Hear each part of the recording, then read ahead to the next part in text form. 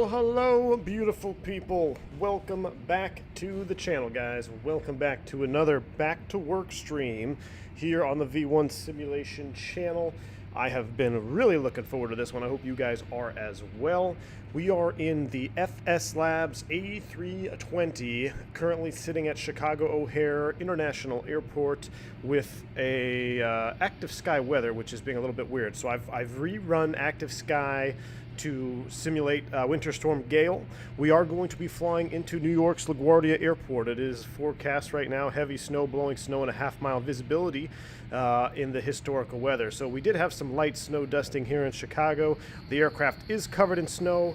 The METAR is still calling light snow, but either way, we're going to have to get de-iced.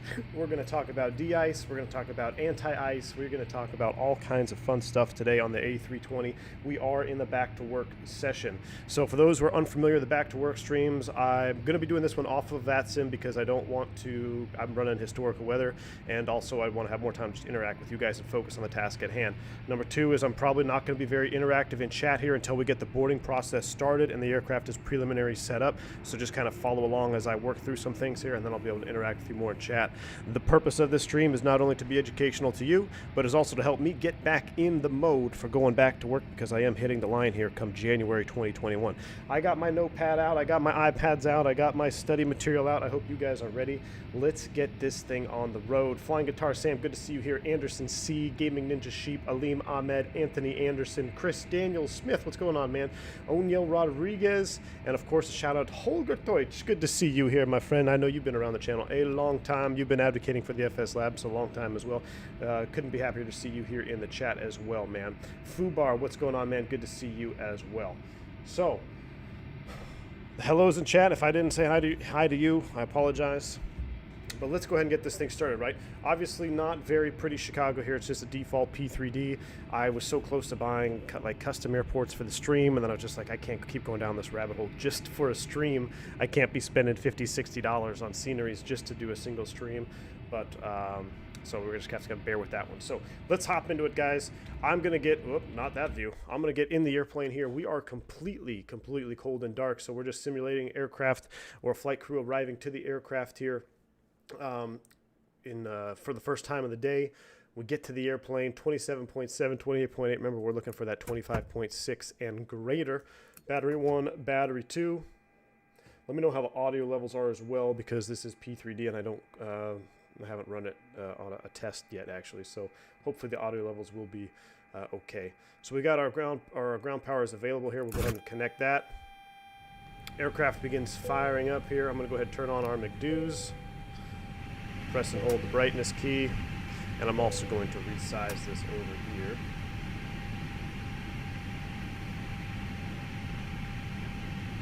Just a little bit bigger. All my northeastern viewers, I hope you guys are not frozen. Winter Storm Gale delivered some damage for sure, man. Pretty crazy snow. We'll talk about everything operating in snow and ice, and we'll talk about that recent incident with, I believe it was a Spirit Airlines Airbus that went off the taxiway there in Baltimore. I'll give you my thoughts on that and kind of what happened and how that's very easy for that to happen. All right, so we got some power to the aircraft now. We'll get the nav lights on. Let's go ahead and, I forget I get to right-click in this thing here. Let's get the dome light on as well so we can see what's going on. Crew supply can come on. Ground control push button, we'll turn that on. Let's begin the ADIRS alignment process here on bat light 1. First flight in the 321 Neo, 2 hours outside of Honolulu. Paul Walker, awesome, man. I hope you guys are enjoying your 321 Neo. That is a fun airplane to fly, man. On bat 2 and 3, here we go.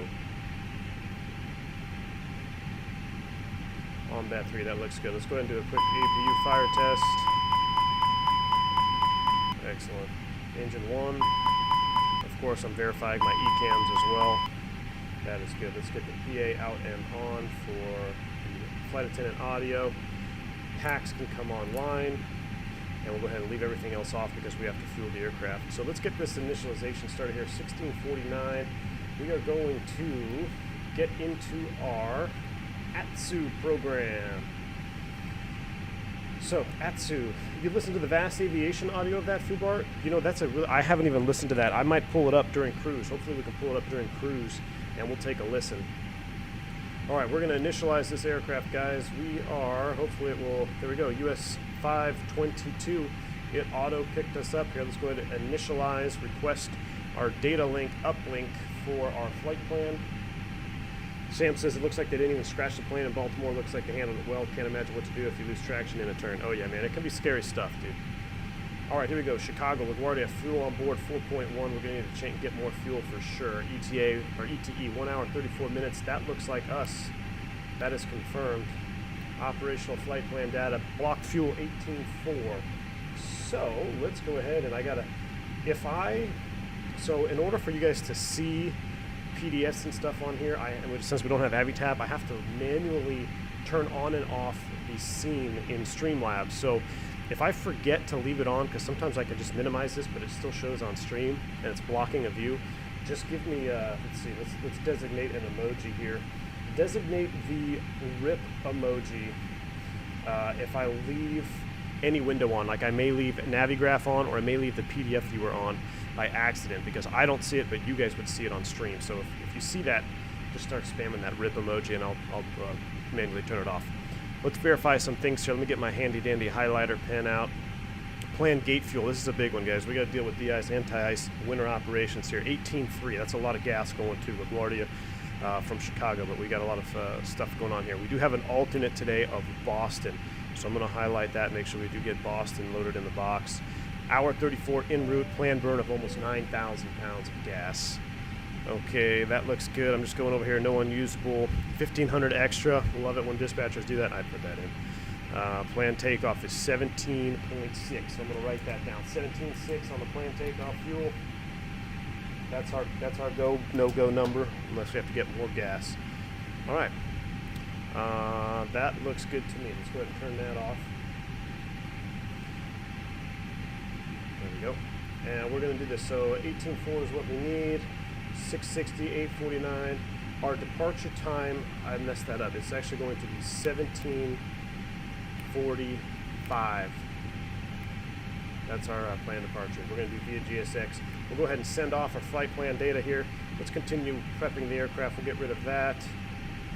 And we don't need that. That's an old ECAM there. Let's zoom in here and let's see what's going on. Condition-wise, it's pretty freaking cold out here. So as in real life, we're going to turn the APU on to warm this airplane up. We're going to operate jetways. We are going to be using American Airlines and forward one left, confirm. All right, jetway is in motion here. We'll just pretend that we got on the airplane via a belt holder or something. How's the Condor? What's up? Mild temps up here in ND thanks to La Nina. Temps in the 40s, we'll take it. Man, temps in the 40s, I'm freezing, man. I'm a frozen Texan down here. It's 40-something degrees this morning. My voice is a little quiet. Let me adjust that for you. Miss Jungles, thank you. I'm trying a new microphone position. Let's see, how about that? That might be better. Mic is a bit far, it sounds like. Okay, hopefully, how does that sound? Do you guys like my voice this close to the microphone? No, right about here. We'll do right about here. All right, what do we got? Company message here. IRS is in a line, so let's go back. Oh, looks like our flight plan came through. That's good. AOC menu, receive messages. This should be our slot notification. I'm going to go ahead and print that off my handy-dandy printer. Release number 1, that's what we got. O'Hare LaGuardia, we're Cactus 522. Estimated off block time is 17:45Z. We do have to get de-iced. Here in Chicago, they de-iced you at the gate. Delay, no delay right now. Taxi time 29 minutes there, so that's pretty advantageous of dispatch. We'll see if we can do that. Real life, your taxi time is probably closer to an hour in a snowstorm. But I got that printed off, estimated off block 17:45. Cool. So we've received that. And the last thing I want to set up here is our boarding. We're taking all of that. That looks good. And I want to begin boarding. Let's do it. Begin boarding at 1700. Actually, no. Let's do it a little bit earlier. Let's do 1657. What the heck? No, we'll do 1700Z, make it easy. Let's be realistic. I'm trying to cut corners. This is BackToWork stream. We're going to begin boarding 45 prior at 1700Z. We do need, we're going to request that. And we also do need catering. So let's go ahead and request that. So catering has been called. Boarding is going to begin at 1700Z. All right. Let's get everything back set up here. I'll continue with our flows in the aircraft here. VOR, constraint mode. Let me get an ATIS here. Let me see if I can just do a departure ATIS send off.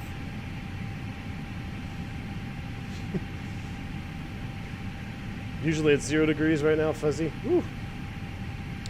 Does the eyesight adjustment work properly in the FSLabs? Could you show the most realistic seat position with it?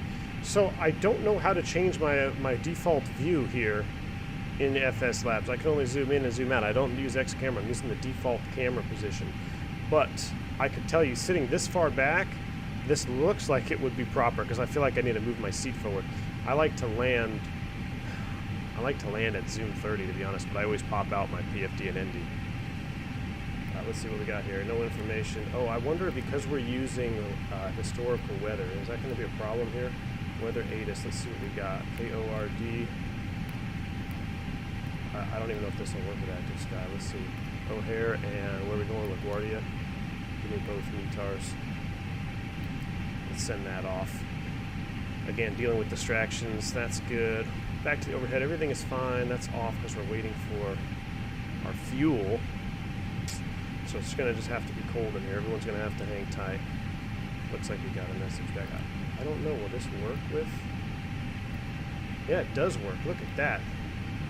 Freaking amazing. Print that out. I'm going to tear that off. Alright, so we've got weather O'Hare, 10 miles, few 25, overcast 2500. So snow has stopped snowing, so we could probably get away with a type 1 de-ice. Snow began, snow ended. Okay, let's go ahead and set that in the box here. 3031 on the altimeter. Remember, these are linked, so I don't have to set it on the FO side. But I do have to set it way down here on the ISIS. 3031 is set. And that looks good. Those are all beauty. Alright, cool. Good deal. So that is set. Now we can begin our regular scheduled programming here with our initialization. So Boston, LaGuardia, that's just the company route. Oh, I'm sorry. Baltimore's our Baltimore. Boston is our alternate. Company route, O'Hare, LaGuardia. That looks good. Cactus 522. New weather decoded for Chicago. Light snow. Oh, so now it's calling for light snow again. So we'll just we'll get type 1 in for you. How's that? Cost index of 46,350. What is our tropopause? Let's pull up our PDF here. This is, I believe they had it in here. Could I be wrong?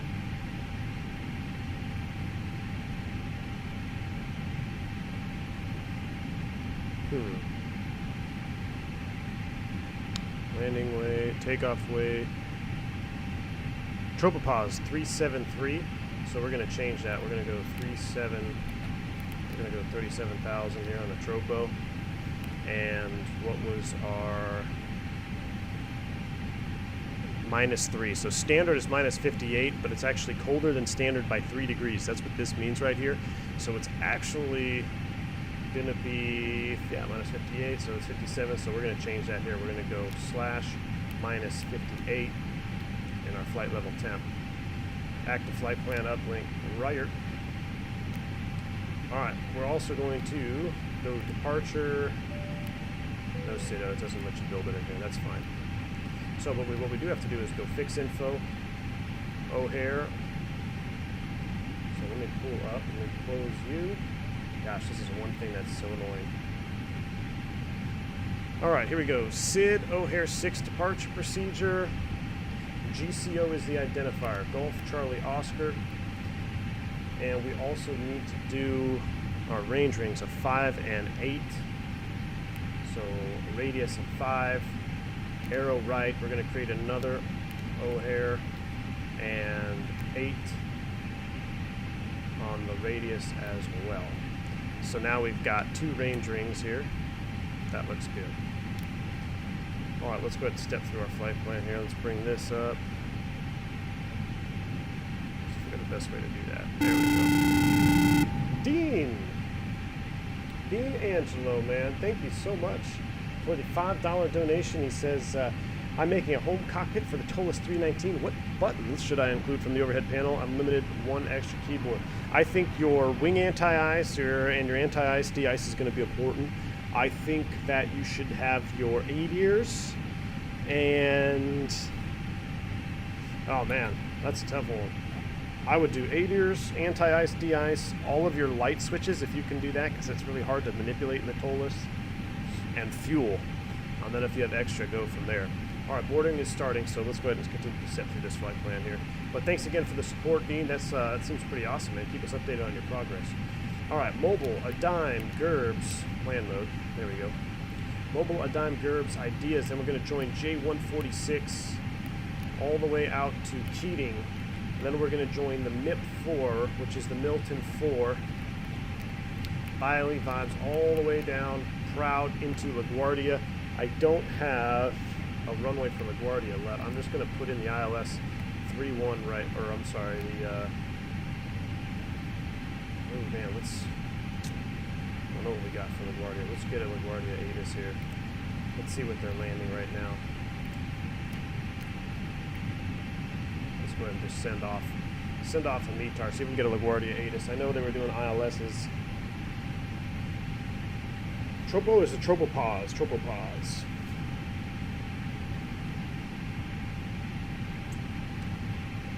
Let's see, received, weather LaGuardia, 33013, broken, 03026, no, 33013, so let's do the ILS 22, I believe. Is 22 the one I'm thinking of? Navigraph, let's see. Nope, no. Chicago.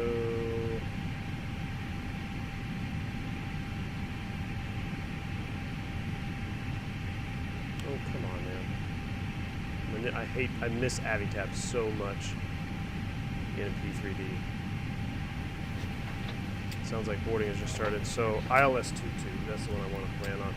ILS 22 off the MIP4. We're going to insert that. No transition yet because we don't know exactly what it's going to look like when we get up there. But that's what we're going to plan on. So Keating, connect that to MIP. Insert. MIP4 arrival. We'll break off and then vector ourselves for the ILS 22. That looks good to me. Sounds like boarding has just started. So our flight plan is good. Our secondary, we would load up our secondary, but remember we want gate information, so that bug still hasn't been fixed. So we're going to leave that blank, unfortunately. RadNav page, we are going to hard tune Chicago VOR GCO. So I'm going to put you back, and we do have VOR information up. So I've got hard tune of Chicago GCO. Progress page, O'Hare. What's the wind again? 190 at 11, so we'll probably use 22 left for departure. That's what we're going to load up. And then we'll set our perf data. So departure, we're going to take 22 left. Insert. All right, that looks good. Can it be? We're still waiting on gas. Gas hasn't even showed up yet. RIP. We're loading bags right now. We're still waiting on gas. Alright, now we can finally talk a little bit. Get rid of Navigraph. So we're waiting on gas. Wish that wouldn't come already. That is the Navigraph charts plugin. So you have to have the desktop app, I believe, and then I just toggling the PDF on my Streamlabs so you can see what I'm using. Just wondering which one is more realistic, the FSLabs 320 or the Flight Factor, the FSLabs, man, hands down. FSLabs is probably the most realistic Airbus on the simulator. O'Hare elevation is 680. Why in your plane shows 900? Could be a discrepancy from the altimeters. We should be right around that 680 mark. Let me see here. 3031. That's the meter. Maybe we're at a high spot. I wonder where that. Let's look at the Navigraph chart. It should be. Let's go back here. O'Hare.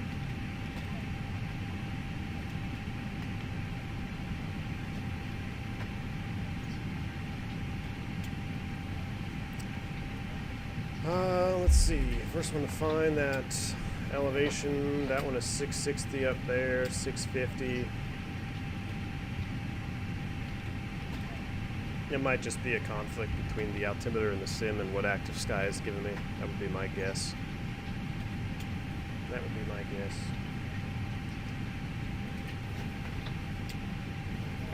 Golden State, what's going on, man? Says, are you planning on getting the BSS pack for that? Nah, man. I think the default sounds are pretty much spot on in the default FSLabs.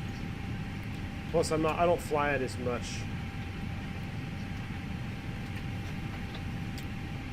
Let's see here. I'm going to do a perf request. We're going to do 22 left.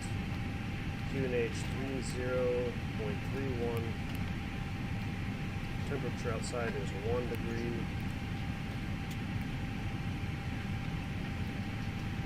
Narrow right.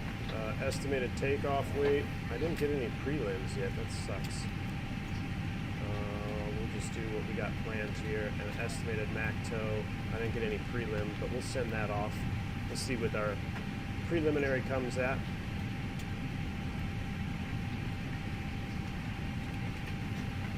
So I found something really cool. You guys want to hear something? Check this out. So if you record a PA, and this is all default. Ladies and gentlemen, welcome on board.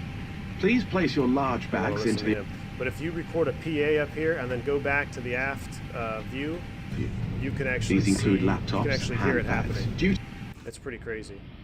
So let me just pull up my GSX here. Why don't I have refueling? Why didn't that ever show up? Alright, well, we request it manually. But we do need to get fueled up so we can get this APU fired up, man.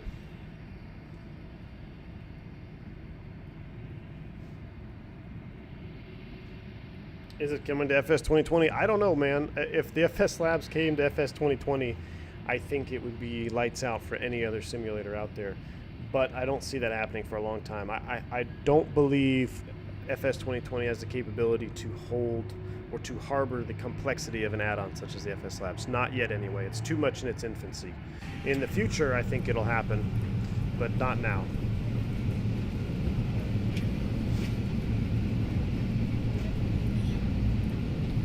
All right, while we're waiting here, kind of waiting for the airplane to load up, let's talk a little bit about anti-icing and de-icing. You can see the snow on the wings of the airplane. So why... Let's first get into icing and ice on an airplane and what it does to an airplane. So there's a couple things that happens when you encounter ice or snow when you're flying an aircraft.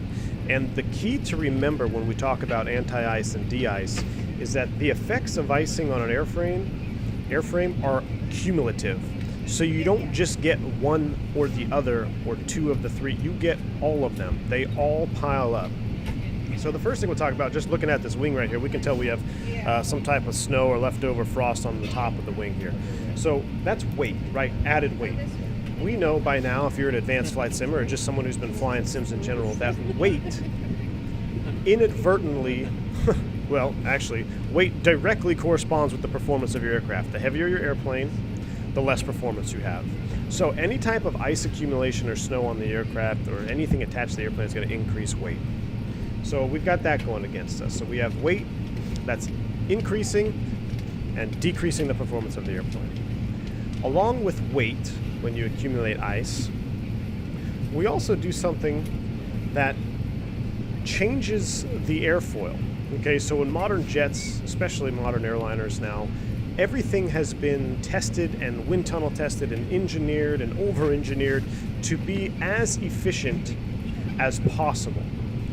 So when I have ice starting to accumulate on the leading edge of the aircraft or on the leading edge surfaces, I am now disrupting the efficiencies of that wing. So I've disrupted the efficiencies of the wing, which will in turn reduce the wing's capability to produce lift. So if the wing is no longer producing as much lift as it is intended to, and we've increased weight on the airplane, we've done two bad things already right off the gate, right? Okay, remember, these are cumulative. It's not one or the other. So we have weight, and we've decreased the capability to produce efficient lift. So the third effect of ice on an airplane is the addition of drag. So we know that drag is not very efficient. That's how you slow the airplane down. We call it dirty it up, put the gear out, put the flaps out, get those slats out there. We call that dirtying up the airplane or increasing drag. Sometimes we want to increase drag, like when we're landing or when we're too fast or overspeeding. But in general flight, you do not want to have increased drag. Please play. So when ice begins to accumulate on the airplane, you've now increased the drag, you've increased the weight, and you've decreased the lifting capability of your lifting surfaces. So you have three things, and they're all cumulative. They're not one or the other. You can't pick and choose which ones you get. So think about that. I mean, that is a significant hazard to an airplane when you start picking up ice or trying to fly with ice on your wings. And then you could argue the fourth one there. It kind of goes. I leave the fourth one out, but it kind of depends on the way you look at it. But you're changing the airfoil, right? You've now become a test pilot. So when you get that ice accumulation, typically it's going to be right on your leading edge surfaces.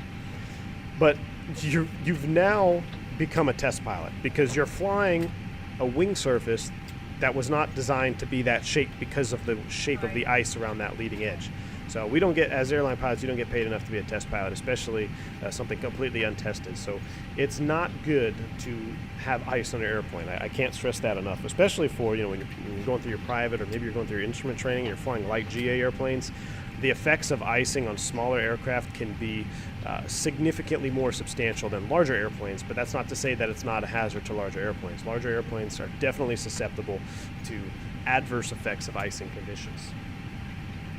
All right, we've got a message here. Let's go back here. What do we got?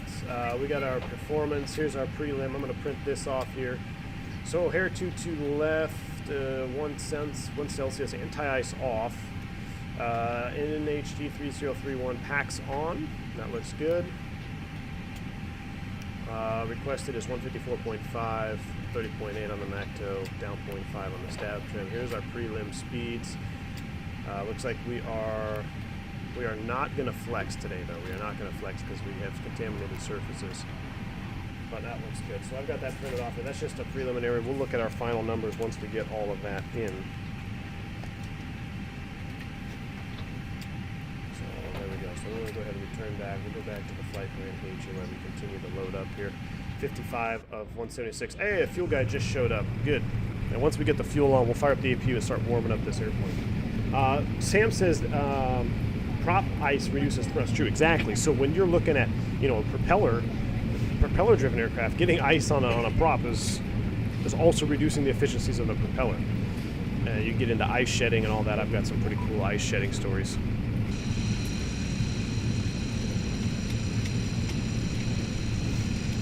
All right, there we go. We're beginning to fuel now. Fuel truck just showed up.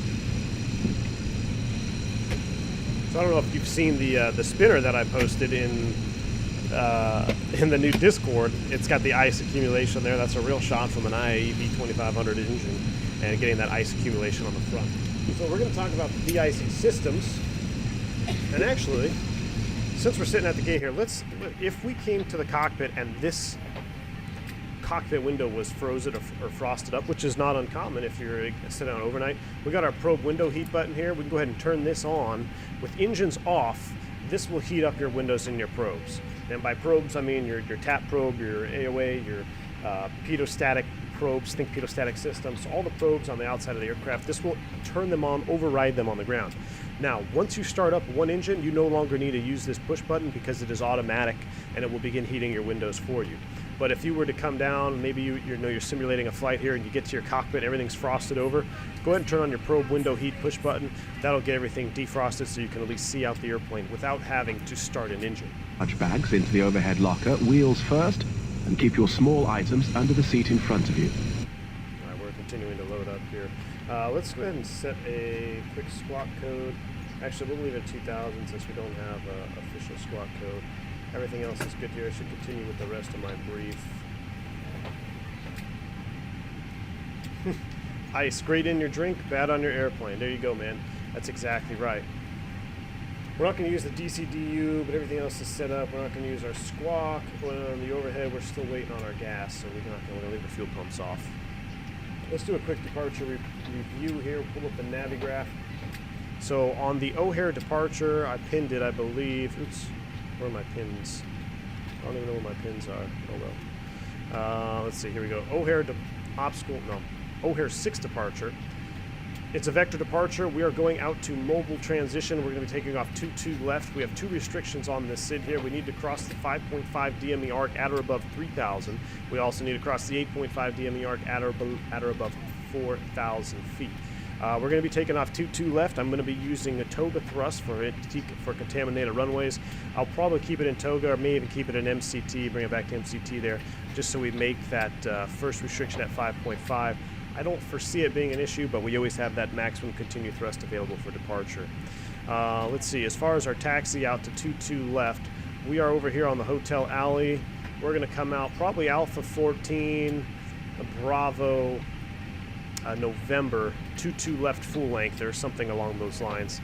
Sometimes they give you Alpha 14, Bravo, Lima, or Bravo Victor 1, then to go Victor all the way around, but we don't have ATC, so we'll get there 22 left. No hot spots on our taxi out. As far as runway conditions, we've got 8,000 feet available for departure. It is a contaminated runway. Like I said, we'll be using maximum available thrust with Toga thrust. 8,000 feet available for departure. If we blow an engine off 22 left, it's going to be straight out on a heading of 225. Speed up, clean up. We'll take it right back around. I'm going to put us down on runway 28 right, which is the longest available runway if we do have to come back around for an emergency.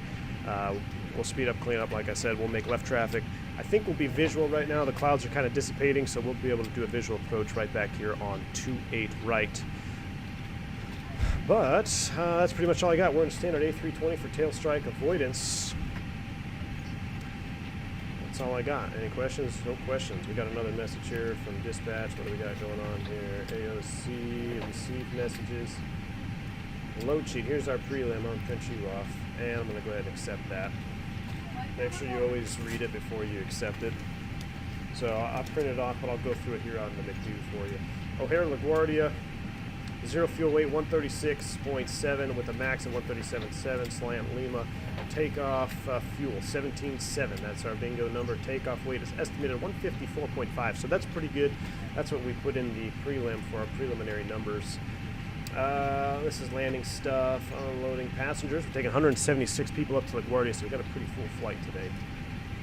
0 fuel weight CG 32.6, Mac takeoff CG 30.8. LaGuardia potable water, we're 100% full. Prepared by Kathleen Erickson, and there's her phone number if you want to give her a ring. So fuel in tanks 18.4. We're at 10.5. So really, I'd probably hang on until I would see 18.4 here. I wouldn't accept that until I saw 18.4. That would be, probably a good, what do you call it, checks and balances, I guess, so you can make sure you don't do something that you weren't supposed to do. But that looks good for us. So we've accepted our preliminary. Our flight plan is in the box. We've done our briefing. Let's look at our init B. I'm still waiting to get our fuel on there, but let's put our 0 fuel weights in there. So 0 fuel weight is 136.7 with a 0 fuel weight CG 32.6. Oops, I forgot the decimal point. 32.6. And fuel planning, we're waiting for fuel and tanks, but I'm going to say it's going to be right about 18. So this is, remember I told you guys about this last time? So this is one feature that's really nice about the FSLabs. I wish we had it in X-Plane. But I know my dispatcher said I need 18.4 in tanks for my block fuel. I've already loaded up everything in the flight plan. So what does the flight plan want for fuel? If I press fuel planning here, now it's going to say, hey, what you have in the box, you need a minimum of 15,000 pounds of fuel for what you have in the box. So now that I know that that number is less than what I have planned on the gate fuel, I feel a little bit more comfortable because I'm like, okay, the box is saying I need a minimum of 15. I'm going to be getting 18.4, so we should be good to go there. But that's a very nice little feature, a very quick and easy way of testing how much fuel you want for your flight. Now, remember, this is all garbage in, garbage out. So if you don't have a complete flight plan or you don't have the correct performance numbers and your cost indexes in there, you're going to get garbage out on your fuel number there when you do that fuel planning.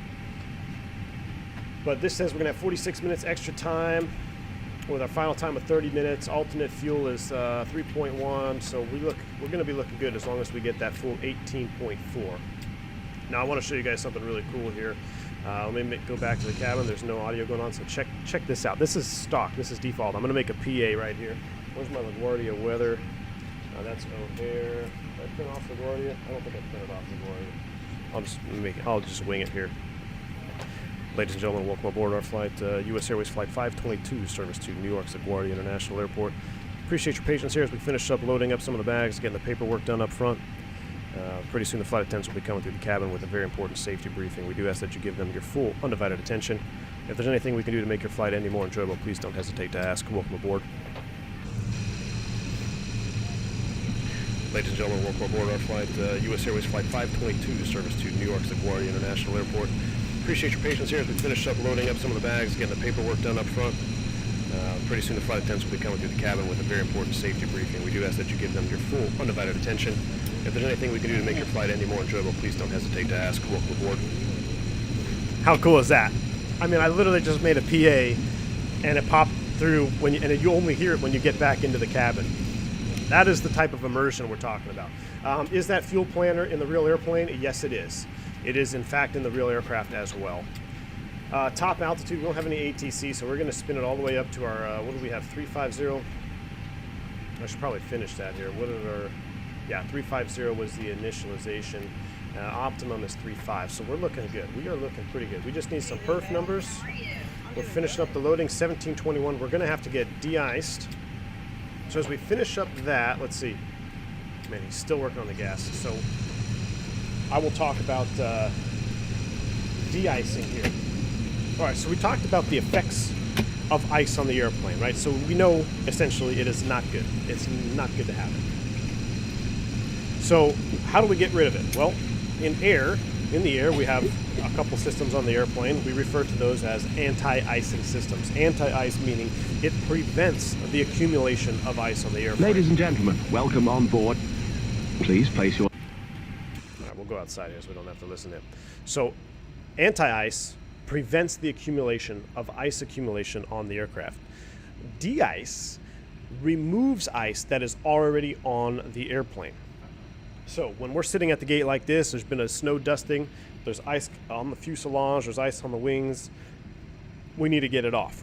So how we do that is we go through a de-icing process, and the de-icing process will depend upon what type of precipitation is happening, how heavy is the precipitation.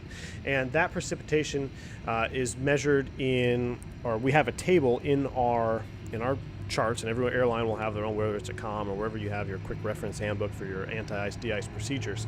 You're going to have a chart, and basically says if you're getting this type of precipitation, heavy snow or freezing fog or freezing rain, you need to get this type of fluid, and it's good for this long. We call that holdover tables. And what I mean by type of fluid is, I'm only going to talk about two types. There's, I think, like 5 different types of anti-ice fluid that you can, de-ice fluid that you can get. The most common type 1 fluid is an orange substance, and basically what that is, just a glycol hot water or a glycol mixture I believe they mix it with water, like 70% glycol, 70 and like 30% water. It depends on the mixture, and it's heated. And what that does is it's very good for removing ice on the airplane. So we've got ice on the wings here, some frost, some snow. Type 1, it's the most cost-efficient fluid. It's not very expensive, and you can get the whole airplane cleaned off with Type 1. Now, where the problem is with Type 1 is if it is currently snowing or there's current precipitation, Type 1 fluid doesn't do a very good job of keeping ice and snow off of the airplane. So the second most common fluid is going to be your Type 4 fluid. That Type 4 fluid is green in nature, most commonly green. And what the typical de-icing procedure would be is you get sprayed with Type 1 first. Commonly, to save a little bit of money, what you do is you do Type 1 whole airplane, right? So you do wings, fuselage, empennage, and Type 1. And then you do Type 4 wings and tail only. So, and it just depends on your company's procedure. Sometimes you have to do, you might have to do the whole airplane. Some companies may say you just do what you want. You can do wings and tail.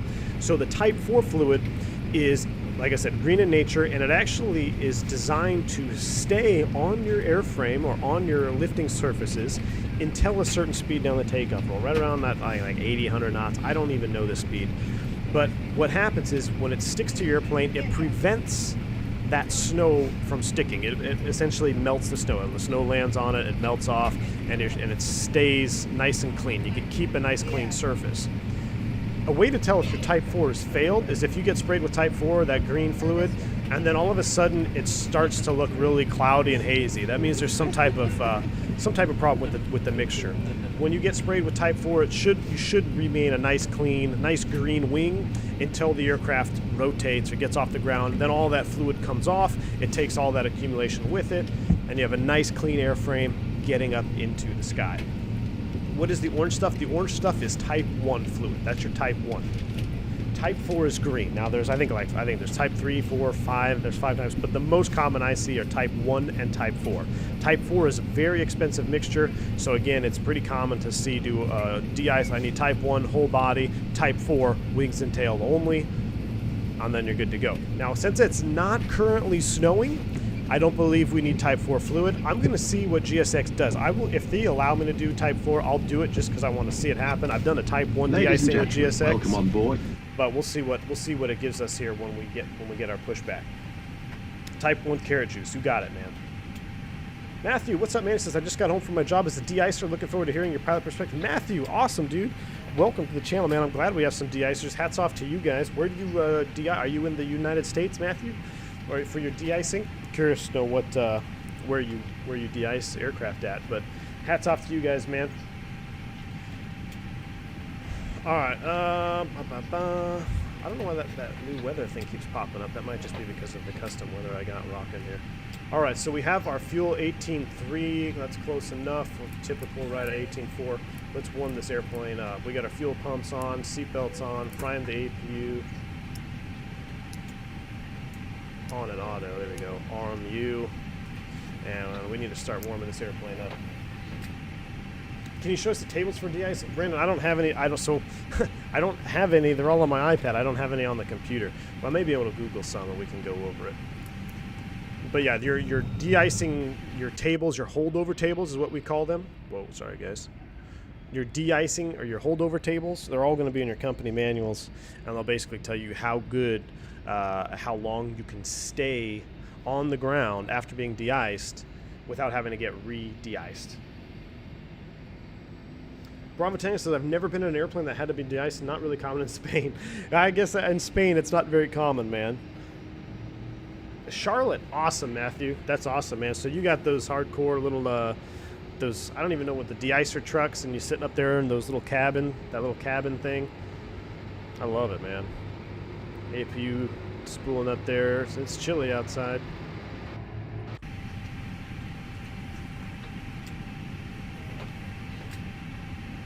I always wonder, like in Philly, the de-icers in Philly, there's APU available. They're in these like permanent de-icing trucks. Not even trucks, they're just permanent de-icing boxes. I always wonder, like, what if you have to go to the bathroom? Because it looks like a long way for anybody Anybody that has to go to the bathroom in Philly. The truck I can understand, you can come down and drive somewhere, but... Alright, so we got our APU bleed on. We're going to warm this cabin up here, and then because we're going to have to shut everything off for our de-ice. Let's do a quick review of our procedure for our de-icing. So at the gate, de-icing, we have to configure the airplane.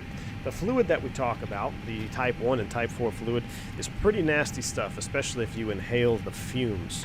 So we have to configure the airplane in such a way that none of the fumes will enter the cabin. The most common way for fumes to get in the cabin is when the de-icer sprays the intake, the APU intake, which they shouldn't, but sometimes when you're spraying the empennage, so if I go outside here, and you're spraying the empennage here, sometimes that fluid will leak down, and it can get sucked into the APU, and then eventually it's sent out through the packs, and then it gets into the cabin, and it's pretty nauseating. So how we're going to configure this, I'll go over it real quick.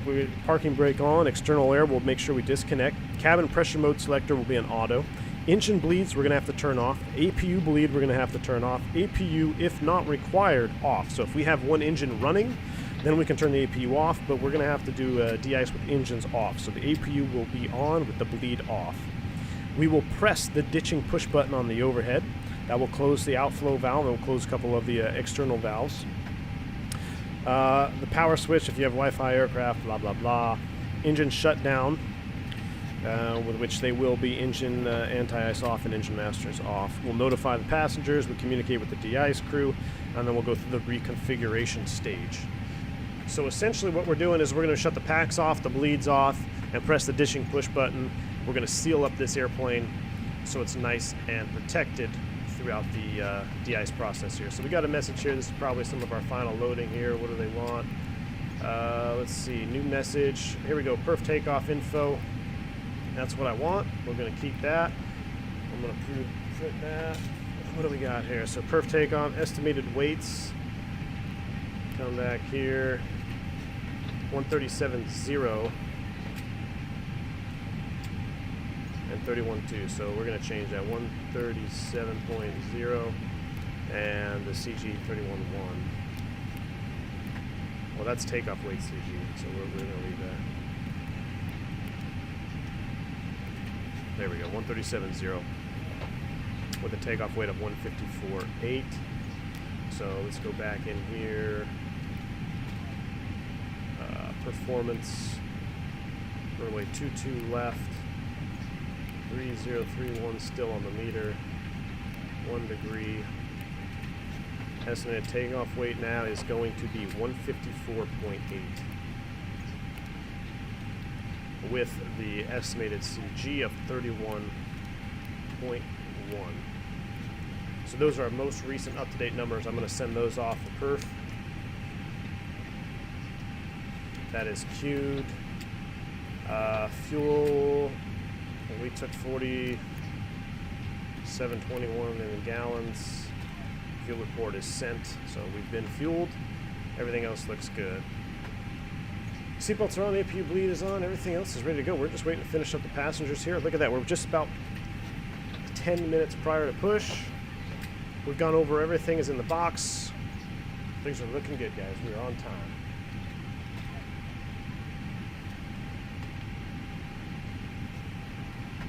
Kim Unit says the de-icing hardware over here is hardcore, huge trucks. There you go, man. Team Vodka says you're used to de-icing, normal thing. Especially up north, man. Is it ever off-putting to hit the ditching switch knowing that the only other time is when bad things happen? No, but it is, you know, it is a little interesting when you come up here and you gotta, you know, you hit a guarded switch. So it is a guarded switch on the overhead. So you gotta lift it out. But all it does is close up valve. So it's really not a big deal. But yeah, you don't want to be hitting that in flight normally. All right, here comes our perf data that we just sent off. Print you out. So for numbers, I'm gonna put in the numbers here, and then we'll verify it. 137, 140, 144, Transition altitude 18,000, flaps 1. Oh, this is a flaps 3 takeoff. What am I thinking? We're a flaps 3 Toga out of here. So 37, 40, 44, flaps 3, no takeoff shift, and we're doing man Toga. So that looks good. I'm getting low on paper. Oh boy, I'm gonna need to print off, get some new paper. Why didn't I put Toga in the performance? Because I'm going to put in, I'm getting the most conservative. I'm gonna put Toga in when we get our final numbers, and then we'll change it when we get our final load. We'll close that off. And remember, even if you run, if you've got all your performance numbers for a flex takeoff, and then you get to the runway, and you're like, there's a wind shear or something, you can go Toga. There is no limitation saying that you have to have Toga numbers to do a Toga takeoff. Now that could be company specific, but I can't imagine. I know Airbus even says that if you ever need Toga thrust, it's always available to you. You just go full Toga. But I'm running the more conservative numbers there with the flex, and then when we get finals, we will, unless that was final. Even if it was final, we'll leave it. But normally when I get final, then we'll run that Toga. But all right, everything else looks good here. Let's run a checklist, guys, before start checklist. Maintenance log and tail number, that's on board and check. Cockpit prep has been completed. Gear pins and covers removed. Signs are on and auto. ADIRS, we're nav. Fuel, 17.6 required for takeoff. We have 18.3 on board. Altimeters, 3031 is set. EFB checked. All right. Let's... Waiting for your action, close the forward left cabin door. And then we are going to prepare for pushback and departure. And when you do pushback, they should get the beacon on, ask me for de-icing. Okay, here comes another message. Is this our final? This should be our final number right here. Receive messages, load sheet, final. There we go. Accepting that 37 even.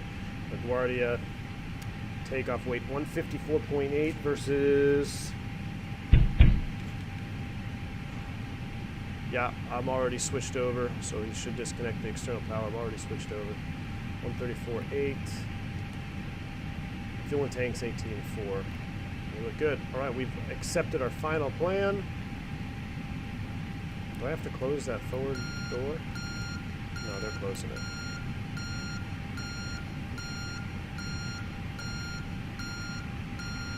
Yep, there goes the jet bridge.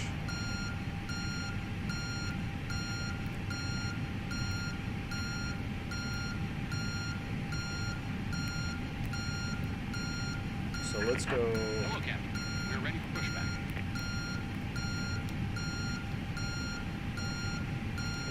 Here. Wet, yes. No anti-ice required. Toga, yes. With the most recent Locking gear. 54.8. Yep. Yep.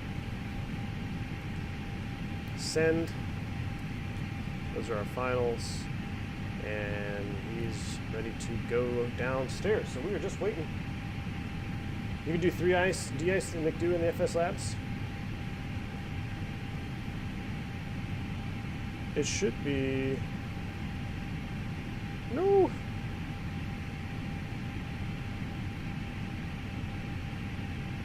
Normally it asks me if I need de-ice right here.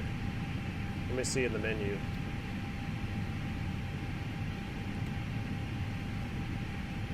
Let's see. Do the McDo.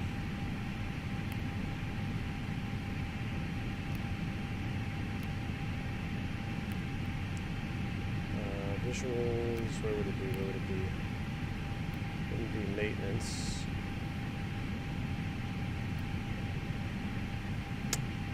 External de-icing. Type 1. We'll do type 4. We'll do it at the gate. Alright, so we're going to go ahead and configure. Packs off.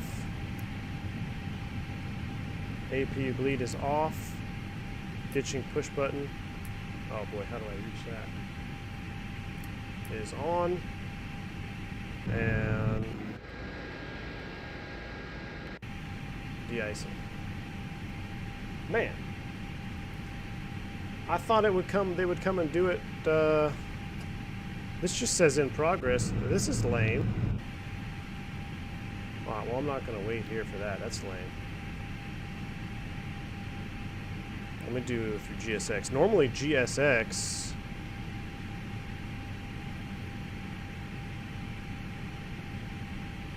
Maybe because they don't think I need it?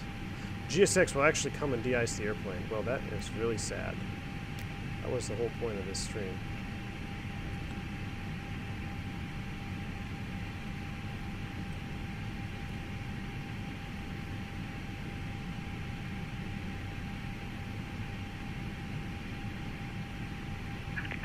Wow. Alright, so he's not going to de-ice me. That's bull. Release sparking brakes. Alright, well, we're not going to get sprayed. That's sad. Commencing push. All engines clear. Start at will. So normally, they ask you and come de-ice you. But I guess they're saying that I don't need it. That's some crap, man. Here's our final perf numbers. So here we go. Here's our Toga flaps 3. 28, 29, 34. So 128, 129, 134. Toga flaps 3. My name is Norman. It's my pleasure That's to some introduce crap. the rest of the crew today. Working with the front, we have Tim. In the center, very shortly is Carl.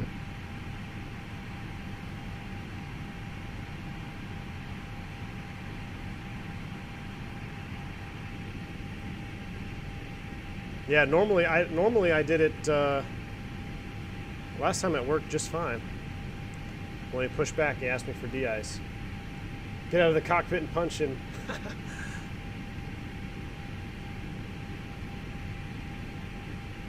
Okay, how far are we gonna get pushed back here? Whoa, whoa, whoa, whoa, whoa, whoa, whoa, whoa, whoa. Set parking brakes. Jeez Louise, almost pushed me into the other terminal. Waiting your confirmation for good engine start. Yeah, you can do it from the ATSU memo, but then you can't. That's so crap, man. Oh well, we're not gonna get de-iced. We'll have to do it in the next one. Let's go ahead and fire up engine 1. Oh wait! Abort! Now I'm all out of whack. All right, come on, let's get it back together here. Come on, packs back on, APU bleed on. Ditching push button gonna be closed. That is so disappointing.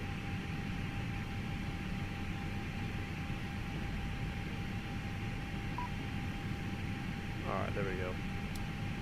Waiting for our bleed pressure. There it is. Go ahead and crank engine 1.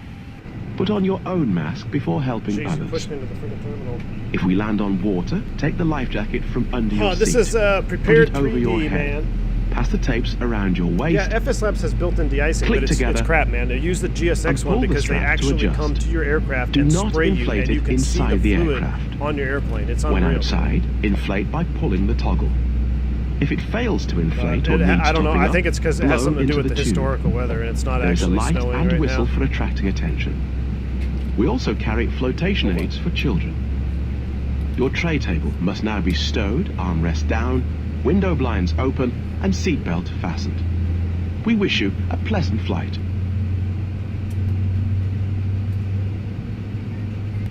But yeah, the de-icing in GSX is awesome.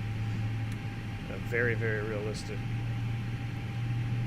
Unfit due to fly due to emotional stress.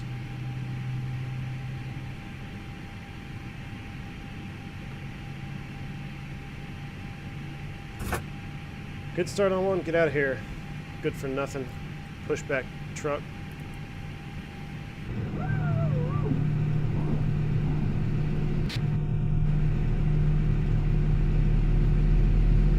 Ivy Banga says, Ivy1, just want to say good luck. We're all counting on you. Would you turn on wing and engine in ice after de-icing? No. So on the ground, if there's contaminated snow, which will kind of simulate that there is, we're going to turn on our engine anti-ice, but we're not going to turn on the wing. If you turn on the wing anti-ice switch on the ground, the airplane will only perform a test, and it will not run. It just does a test. The wing anti-ice is intended to be used after takeoff in a clean wing configuration.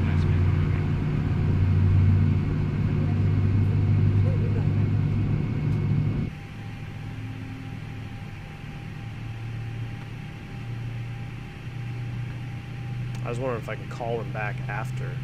It had to be because of the historical weather thing. It has to be less than 5C, which it is, but I'm thinking something, because it's still showing 900 foot here, I'm thinking the weather in the sim is not quite jiving with the historical Ride is weather. clear. Alright, thanks for the smooth push, man. We'll see you guys later. Before I extend flaps and do our after start flow, I want to see if, once he goes away, I wonder if there's a way to call him. Have a good trip. Thank you, sir. Bye-bye.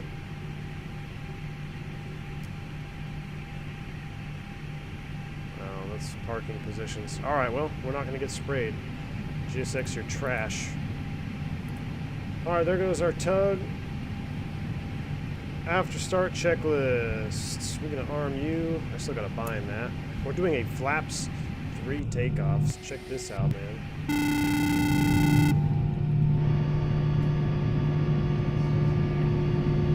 Daniel Rodriguez, what's going on, man? Thank you so much for the 250 DOP. He says, I would like to see you doing a shared cockpit with flight deck to sim. I got to do it, man. We got to do it at some point. We really do. I think it'd be a lot of fun.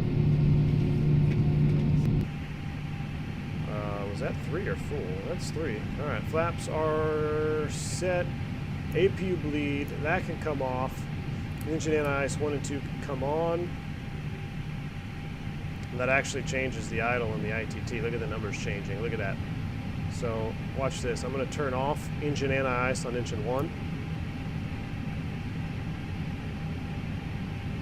Look at our N2 come down. It changes the idle speed, and it also changes the EGT.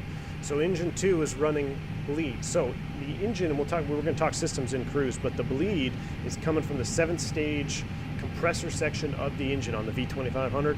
So you're taking power from the engine, and it's going to cause it to run at a higher temperature. So 439, that's fuel flow. No, 439 and 390.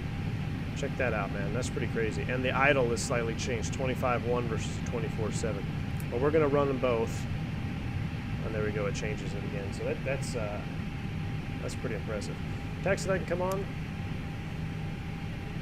Brakes released. Let's get out of here. We're going 2-2 left.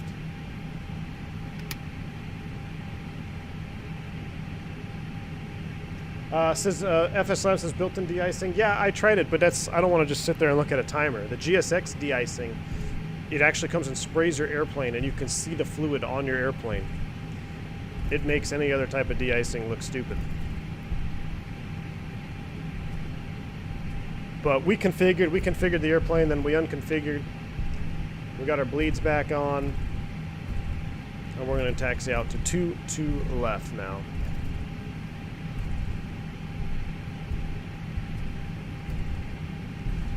Take Delta here, I believe. Who's calling me?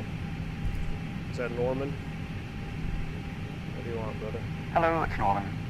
Let's cabin secure for takeoff. Oh, roger that. Thanks, sir. Thank you. I gotta reset that ACP as well. All right, thank you, Norman. We'll get out here straight and figure out where we're going, and then we'll do our flight control checks. Donation. Rand Cool! Wow, that was really loud. Rand Cool, thank you so much, man. The $20 donation. He says, good to see donation. Link back up. Here's a little bit to buy Jack Daniel's rye. I bought some to make old fashions. Merry Christmas.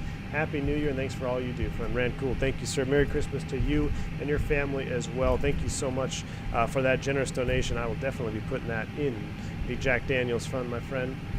Very, very generous of you. Thank you, sir.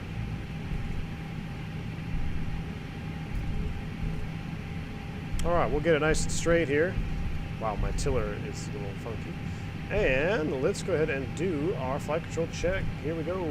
Full up, full down, neutral, full left, full right, neutral, rudder, full left, full right, neutral,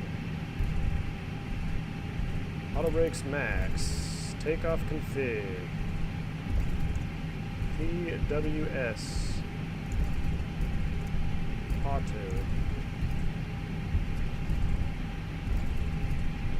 TARA. I missed that button. Takeoff config. There we go. Takeoff config normal.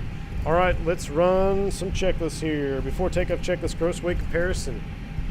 We're 155.1. That's below what we tested, so that checks. Wow, we're starting to roll away from it here. 155.1 check. Pitch trim 0.5% CG set. V1, VR, V2 flex. 128, 129, 134. Flaps 3, no flex. Set. Flaps, config 3. Config 3. Definitely like to double check that one. Flight instruments, they are... Let me set these up here properly so we can, when we take off, pop these out. Let's see, climb, nav, autopilot 1 plus 2, flight instruments are checked. Flight controls, check. ECAM memo, takeoff all green, ECAM status check, PWS auto, TCAS, code set, TRA, cabin crew advised, mini brief is complete. For takeoff checklist is completed. So look at this, with the engine anti-ice on, a higher idle, this airplane is just running away from me here. So I'm gonna go ahead and slow it down. And there's not really any contamination here on the taxiway, so we're gonna go ahead and turn off. But if you did have contamination, you would want to run. You would want to run that. Let's do our prepare for takeoff. Flight attendants prepare for takeoff. Flight attendants prepare for takeoff. That's pretty cool, huh? Sam Cannon, what's up, man? He says, hope Active Sky is treating you right. Dude, it is, man, except it didn't let my GSX de-ice me, which was the whole point. I wanted to see GSX come out and de-ice. It's alright, that just means our next Back to Work stream we're going to have to be in the snow. But it's doing good, man. I have it set to historical weather, so we'll see how it does here with Winter Storm Gale. Aaron Hastings says, V1, have you ever had a situation where the flight control check demonstrated issues? Yes, on an Embraer. On an Embraer, we had an elevator issue, but not on an Airbus. No. Knock on wood. Not yet, anyway. Flight Terror, it says, you should try a flight with the A320NX after we get the update on Tuesday with dynamic snow and real-time snow coverage. I would love to try that out, man. Next Tuesday is actually might work. I'm pretty busy. I got family coming into town, and I've got a garage going up, and it's Christmas. But I think we're going to be in FS 2020 next week for sure. That would be awesome, man. That sounds awesome. He's so entertained by the PA feature. Anthony, I am, dude. That is so cool. Like... Anthony, stop making fun of me.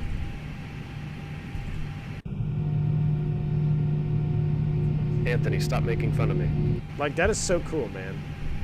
That is pretty sweet. Alright, we don't need that screen.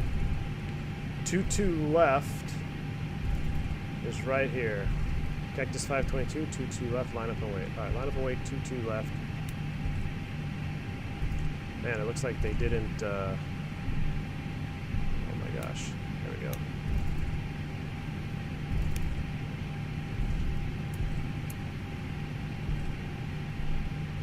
This is the hardest thing in flight simming right here.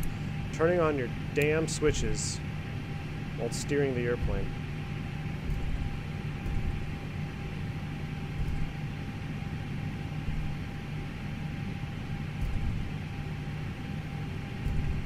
Probably should have used all available runway right there instead of taxiing forward, but...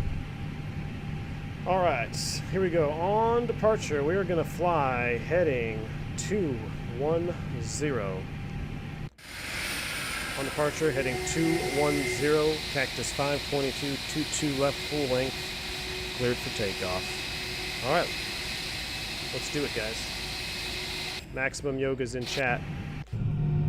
I want to see the condensation here from the wings, so nose forward on the sticks, pull them up 50.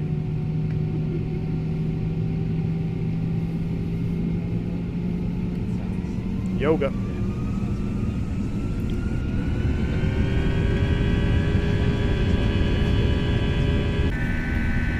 Uh-oh. Didn't like that.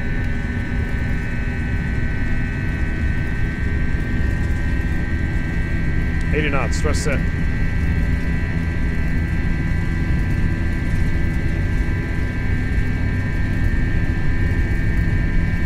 V1, rotate.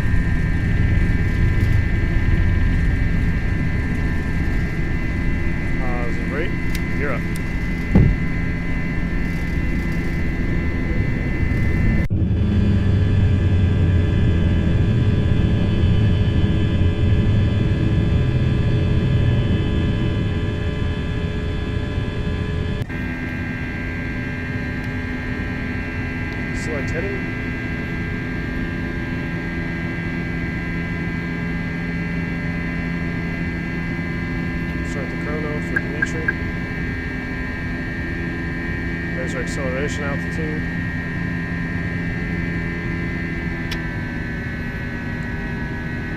I'm going to leave it at MCT just for a second. VFE next.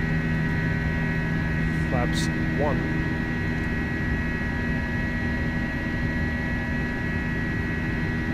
Deck is 522. Turn left. Heading 190. I'm going to put it on the autopilot as well so we can watch. Donation. Shaquille O'Neal! Thank you so much for destroying my ears there, my friend. Thank you so much for the $5 donation. He says, can we start a Rusty Nail Fund? Oh, yeah. Here's $5 towards some trendy, my friend. Big pores, Captain. Captain Shaquille O'Neal. Shout out, my friend. Thank you so much, dude. I appreciate your support on the channel. I don't know why that donation sound is so loud, but I really appreciate it, man. Thank you, thank you. All right, we're through our restrictions there. We'll go back to climb thrust, 3,500. Let's go direct to a dime, insert, thrust climb, open climb, nav. We're out of here. The sounds in this are insane. Yeah, these are default sounds.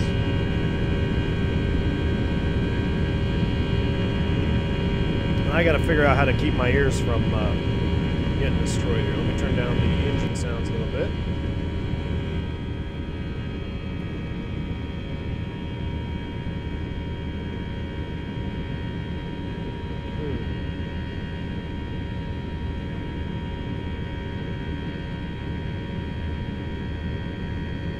Hopefully I turned it down. A little bit of chop here, coming through 5,000 feet. Things are looking good. Things are looking good. We're going to enter some icing conditions, so let's go ahead and heat them up. I'm going to start with the engine anti-ice 1 and 2. So, engine anti-ice versus wing anti-ice. So, the wing anti-ice, typically you're not going to turn on in flight unless you really start to see some ice accumulation. Now, or unless you know you're flying into known icing, where an aircraft in front of you said, hey, you know, we're picking up some, we're picking up ice, blah, blah, blah, through 5,000 feet, then yeah, you're going to turn on your wing and ice. But the wing and ice is actually such a hit in performance that it's recommended to not turn it on until you actually see ice accumulating on your representative surfaces. What do I mean by representative surfaces? Representative surfaces are something that represents the wing surface. And the Airbus actually has a little probe on the nose, or not on the nose, right there on the between the cockpit windows. And you can use that as a representative surface. If you see ice accumulating on that, then yeah, I'm going to go ahead and turn on my wing heats. But in general, engine anti-ice will always come on when you're in icing conditions. And then the wing anti-ice will come on when you know you're starting to accumulate ice. Because there's a lot of times that you will fly through icing conditions and not pick up anything at all. It's very common. We're getting ready to come through the top here.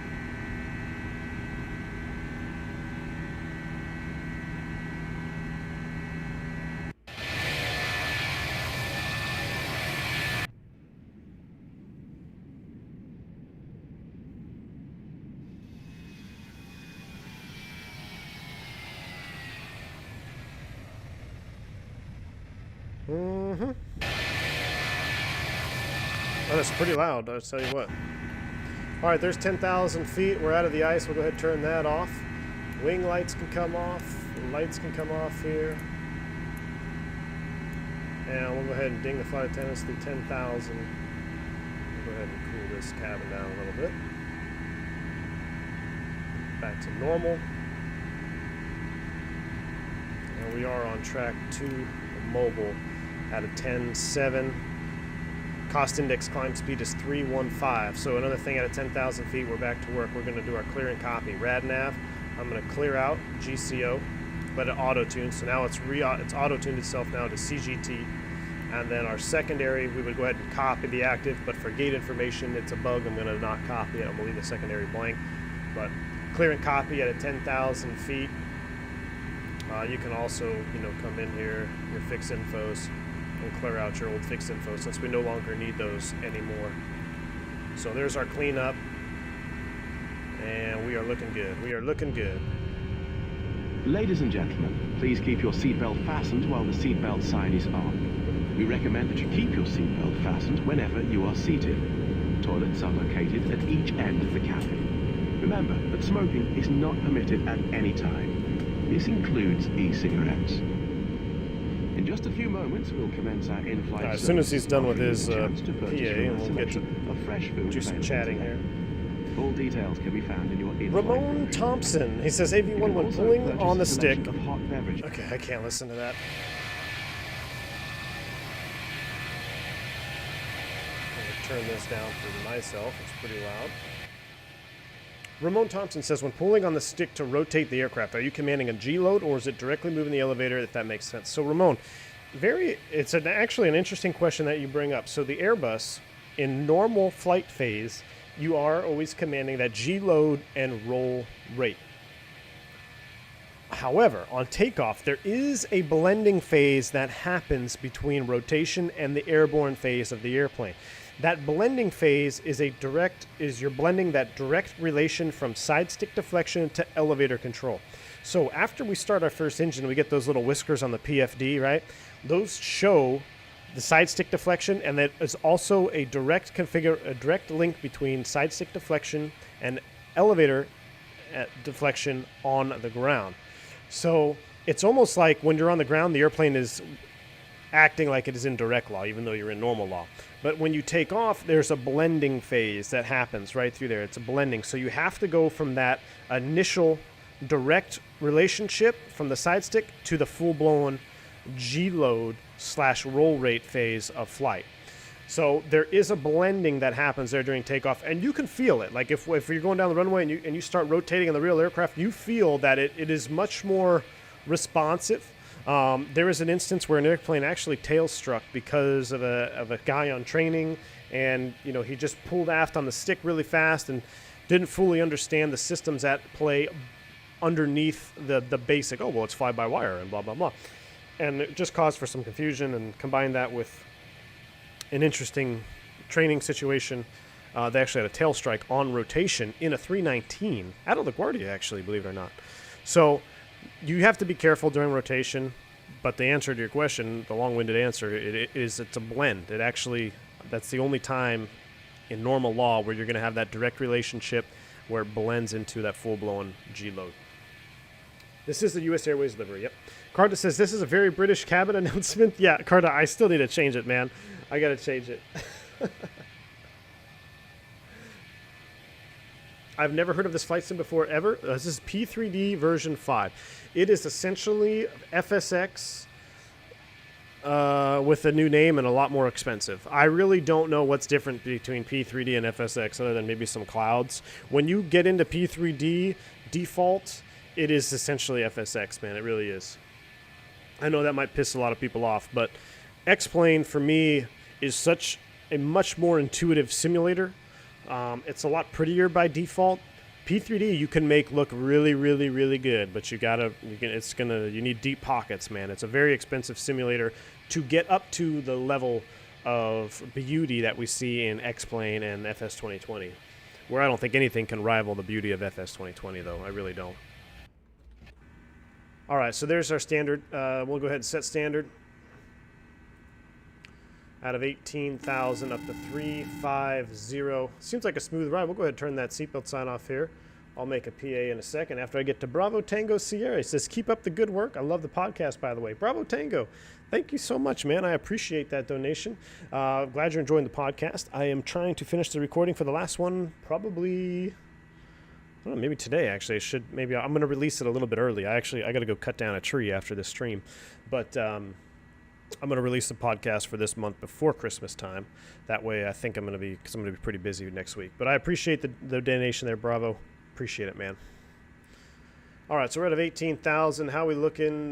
630 miles, 1926. That's an hour and 25 minutes. I'll make a quick PA to the back here. And folks, once again for the flight deck, we're out of 19,000 feet, climbing up to our cruising altitude of 35,000 feet. Anticipating a smooth ride from air traffic control right now, so we're going to go ahead and turn that seatbelt sign off for you. However, we do ask that when you are seated, you do keep that seatbelt securely fastened just in case we run into some unexpected bumps. We'll update you on the weather and time of arrival as we get a little bit closer. Right now, sit back, relax, enjoy the flight. Welcome aboard. And folks, once again for the flight deck, we're at 19,000 feet, climbing up to our cruising altitude of 35,000 feet.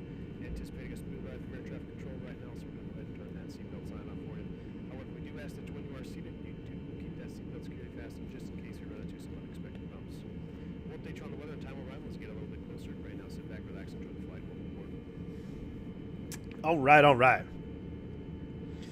Crashing Desktop says P3 is lipstick on a pig. Thank God for good aircraft. You got it, man. That's essentially what I agree with that. You can't argue with the amount of detail that you get from your airplanes. It is unreal, the amount of detail that you get. This is definitely a systems. I would call P3D more of a system simulator, almost more than a flight simulator. That was a spot-on PA. Thanks, man. So I actually rushed that PA a little bit because I don't know. I'm so fascinated by this PA system. I don't know if there's a time limit when I press the button, so I kind of hurried that one up. My normal PAs aren't as rushed, but I didn't want to mess up the FSLabs PA system. That was a pretty long PA for it to keep recording and then playback.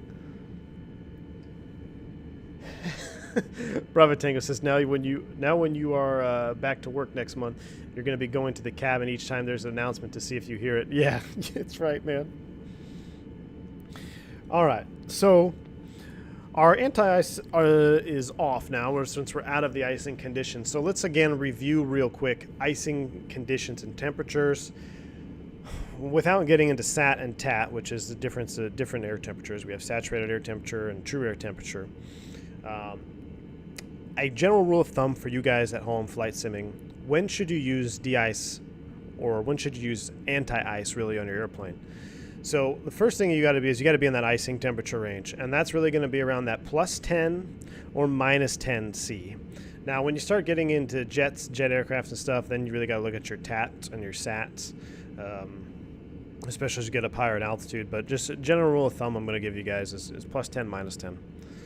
Now, also, a huge part of ice accumulation is being in what we call visible moisture. You could be in the optimum temperature. You could be 0 degrees Celsius and not have any visible moisture.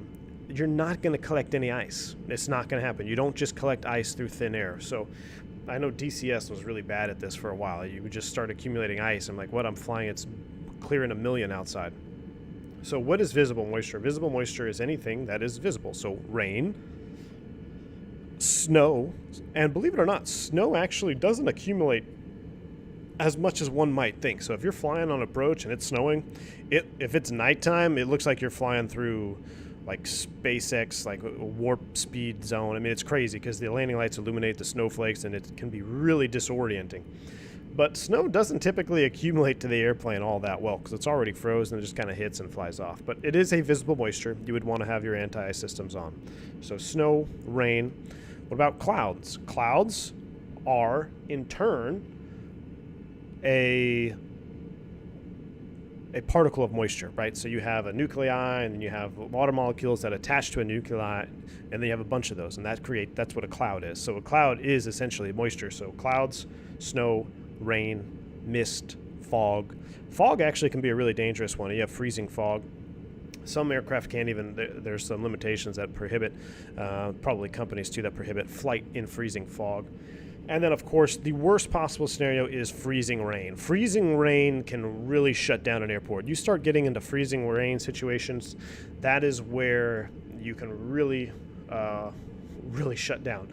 So freezing rain is essentially, we call them supercooled liquid droplets. And it's a raindrop that is already below freezing temperature. So it's already below 32 degrees Fahrenheit or 0 degrees Celsius. But it hasn't frozen yet. It needs to attach to something. So as soon as it hits the ground, it freezes. Or as soon as it hits your airplane, it freezes. Up in the Pacific Northwest, I'm sure a lot of guys have seen this with the power lines, or when you get a freezing rain and it looks really pretty.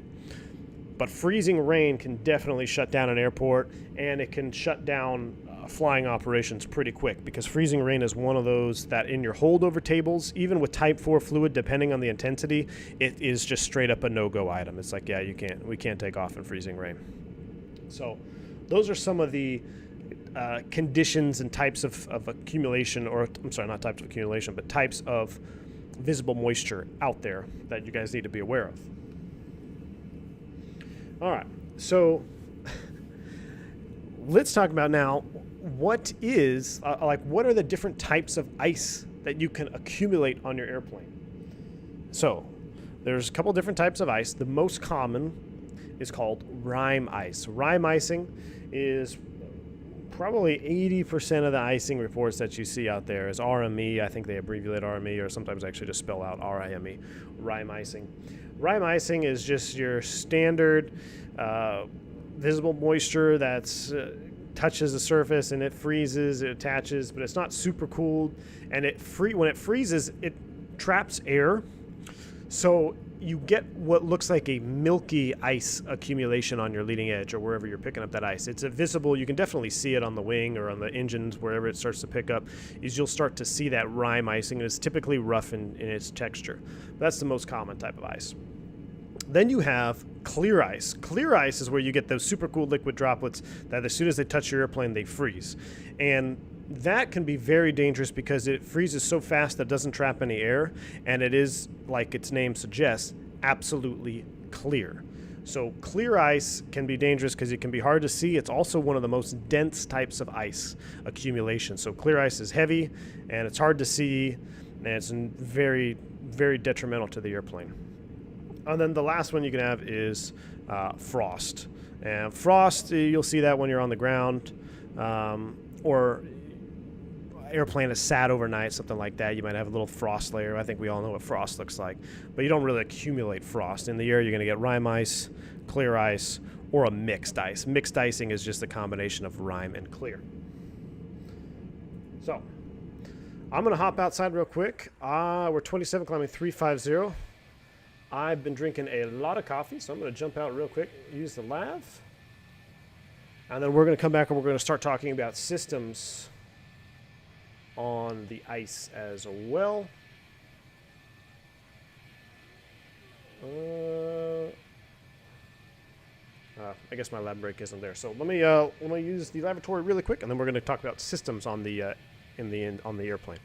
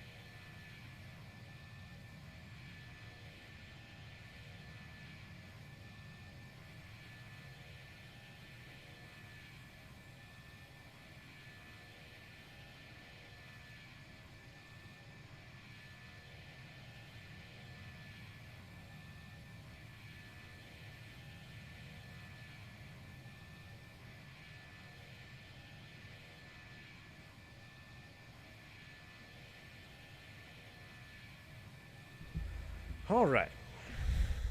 Let's see how we're doing in here. We're 30, 31, just about 37, climbing 350. Everything is looking good up here. All right.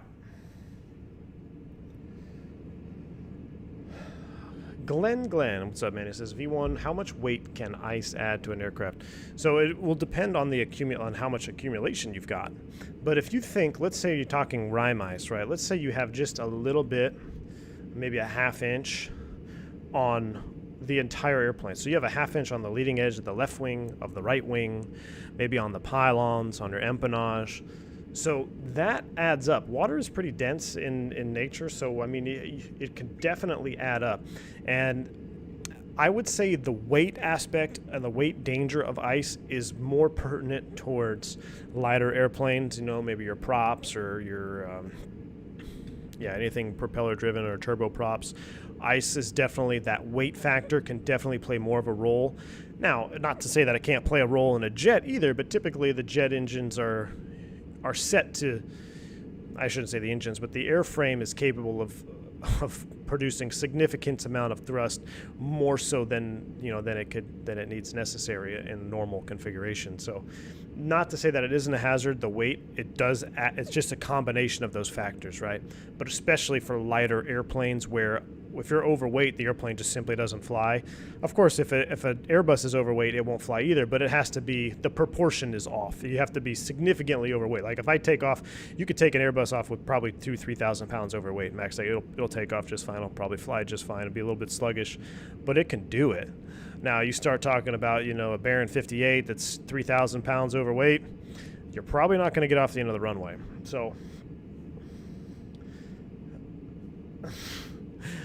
Captain Tom, this water is dense but isn't wet. But yeah, so the weight would definitely be more dangerous towards, I would say, those propeller-driven aircraft. But it's not to say that it isn't, because remember, it's a cumulative properties. Weight, drag, decreased performance of the airfoil, all of that is going against you.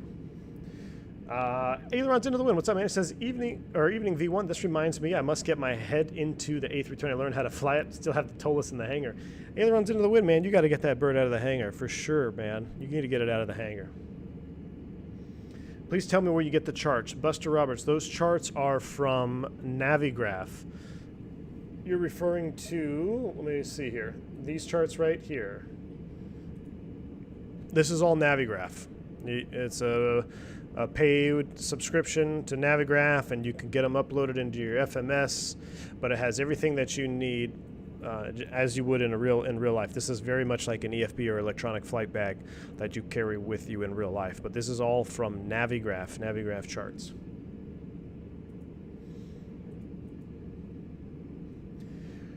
All right, so we're going to talk about systems now a little bit. We talked about the probe switch in the cockpit, right? Where window probe heat, where once you start an engine, all your probes and your windows are automatically heated. And there's actually high mode and low mode, and there's only one mode once the engine is started, and it's high mode. Now, it'll operate in that the whole time, but you can activate it without the engines being on. If you get to the airplane and say it's frosted up, right, you can do that probe and window heat. So that's pretty self-explanatory, but you don't need to press that button at any other time during your flight. You could be flying through the most severe ice storm, and you don't need to turn on the probe and window heat switch because it is already on and it's constantly on. Kind of like the hot 5 in the King Air, you refer to the hot 5 where you turn on your pitos and everything. It's kind of the same thing with the Airbus. Is it's going to be hot no matter what once you start an engine. You just don't have to flip a switch, unlike Boeing where you got to get up there and turn on your pitot heats. So we've talked about the window probe heat. Let's talk about the engine anti-ice, the engine anti-ice. So the engine bleed comes, like I said, from the 7th stage compressor section of the engine. This is on the V2500 anyway. So it takes a very hot part of the engine, and it routes that heat. Let me go outside here. And it routes that heat to the outer engine nacelle. And we're in a bank, so kind of hard to get to it here. So that heat comes from the compressor section, and it's routed to this leading edge lip here on your engine. It heats this very hot, and then it is pushed overboard here by this outflow. So this is what this hole is here when you're looking at your engine. This is just a overflow, vent flow for that engine anti-ice, hot bleed air. All right, so looking at, I wanted to pull up something here on my notes, which I remember where I wrote it. I had a fun fact. I can't find it now. No, I can't find it. Anyway, but yeah, 7th stage, high pressure compressor, leading edge of the engine, keeps it nice and warm, then shoots it overboard. So that's our engine anti-ice. Now our wing anti-ice it comes through the same stage, so it's bled from the 7th stage compressor as well. So you can imagine the demand on the engine. Once you start taking bleed for this and then now the slats on the Airbus are the only part of the leading edge that is heated when you turn on wing anti-ice. And it's not the entire wing, it's not all the slats, it's only slats 3, 4, and 5. So 3, 4, and 5. These 3 slats, the outboard 3 slats, are the only 3 that are heated. Now, believe it or not, I was flying the FSLabs in an ice storm on a test flight, and I had the wing anti-ice on, and it showed accumulation on slats 1 and 2, but not 3, 4, and 5. I thought that was an incredible attention to detail. So the outboard 3 slats are the only part of the wing that is heated when you turn on wing anti-ice. And I imagine that really has to do with demand. So if you try to heat the entire leading edge on both wings, I imagine the performance hit would be significant, because it already is significant with those outboard 3 slats that it's recommended when you are flying an instrument approach that once you pass the final approach fix that you turn off your wing anti-ice in the event of a go-around so you can make those second segment climb numbers. You get much better performance with the wing anti-ice off.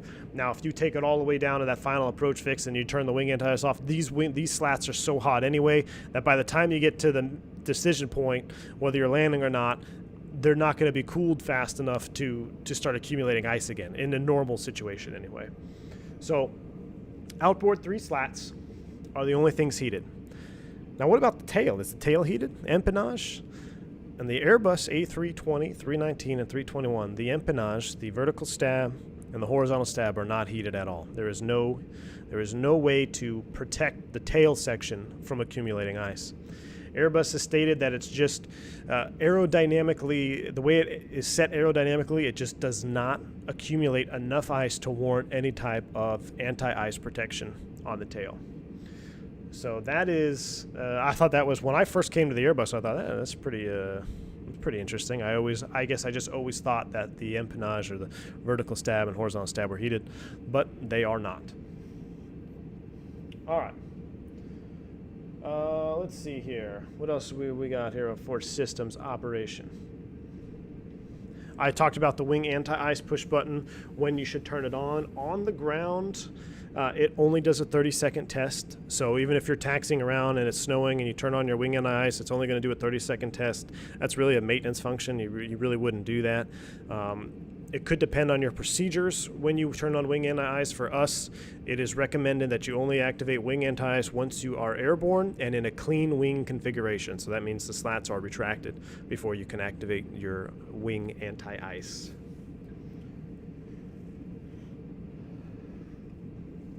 All right, where is my other page here? Does the engine exhaust have something to do with the tail not needing to be heated? Jack, so I officially don't know. I can't imagine. Are you talking about like some jet blast that would go over the tail? I don't think so, man. I think that's all. I mean, I don't know. I can't imagine.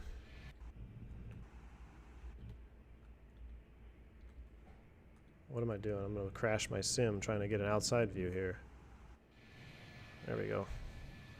So, I mean, you could see that the engine exhaust is, I really don't think it's going to be doing anything there. I just think it's just aerodynamically set to where they didn't need to put any engine anti-ice or on the tail. All right. So we've covered what types of icing there are. We've talked about icing conditions. We talked about what ice does to the airplane. A couple other things that we didn't talk about, but higher stall speed.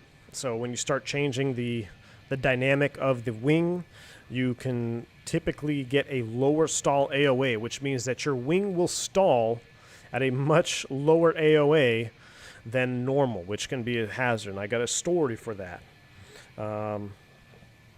Displacement of the center of lift. Let's get into more complex stuff.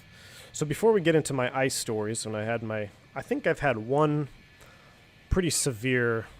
I've been through a lot of ice. I mean, ice is pretty common, but I would say there was one time where I think I could fairly say that it was a severe icing situation, and we'll get to that here in a minute. But the last thing I want to talk about is pre-flight, and I guess we should have kind of talked about this before we took off. But the pre-flight inspection is actually one of your most important inspections when you're operating in icing conditions. And this is good for, you know, guys that are going to be pilots, or maybe you're doing your private pilot right now, or you're going through training. But even for airline guys. So let's say that this airplane comes in, you know, we're going into LaGuardia, right? Let's say we go into LaGuardia, we fly through some ice, but we turn on our anti-ice, no problem, we land, go to the gate, we're done for the day, off to the hotel, right? Let's go have some beer. Well, the next crew that comes out to the airplane, their pre-flight is very important, because even if it is not snowing in LaGuardia, there's no icing conditions present anymore, but let's say the temperature is still below freezing, you know, it could be 30 degrees, 25 degrees ambient air temperature. Because the aircraft flew through the icing conditions and we only heat the outboard 3 slats, it is very, very common to have ice left over and stuck on the leading edge of your aircraft, the leading edges of your wings, your nose, and the empennage. Papa Tango, thank you so much for the $5 donation. He says, hello, do you remember me? I want to know if the 320neo is more fun to fly than the CEO in real life. Papa Tango, of course, man, I recognize that name. Good to have you on board, man. Thank you for your $5 donation. I really appreciate it. Is the Neo more fun to fly than the CEO? Yes, I think so. Purely for the sounds. Other than that, you really can't tell much of a difference, other than high altitude performance is it doesn't climb very well up high. The CEO definitely outperforms the Neo in terms of high altitude performance, but that just has to do with all that bypass air that Neo has. Down low, the Neo is great. But what makes it more fun, I think, is just the sounds. Purely flying the sounds in the Neo make it more enjoyable for me. So, again, with that, you know, pre-flight, so we flew through the clouds, we went through icing conditions, we shut the airplane off, went to the hotel. That crew comes out, if they don't do a good pre-flight, they're like, hey, we don't, you know, it's not snowing, why would we need to get de-iced? Well, you could have a significant accumulation, just like we talked about, on those inboard 2 slats, on that pylon, on the nose cone, on your vertical stab, and on a horizontal stab back here. So you want to make sure that your pre-flight is done thoroughly enough to where you don't subject yourself to a bad situation where you're taken off with contamination on the airplane. The FAA states that you have to have all the icing contamination removed before flying. You cannot take off with ice on your airplane. Now, there is one exception to that rule, and that is a thin, maximum 3 millimeter thick hoarfrost accumulation on the top of the fuselage and on the underside of each wing tank.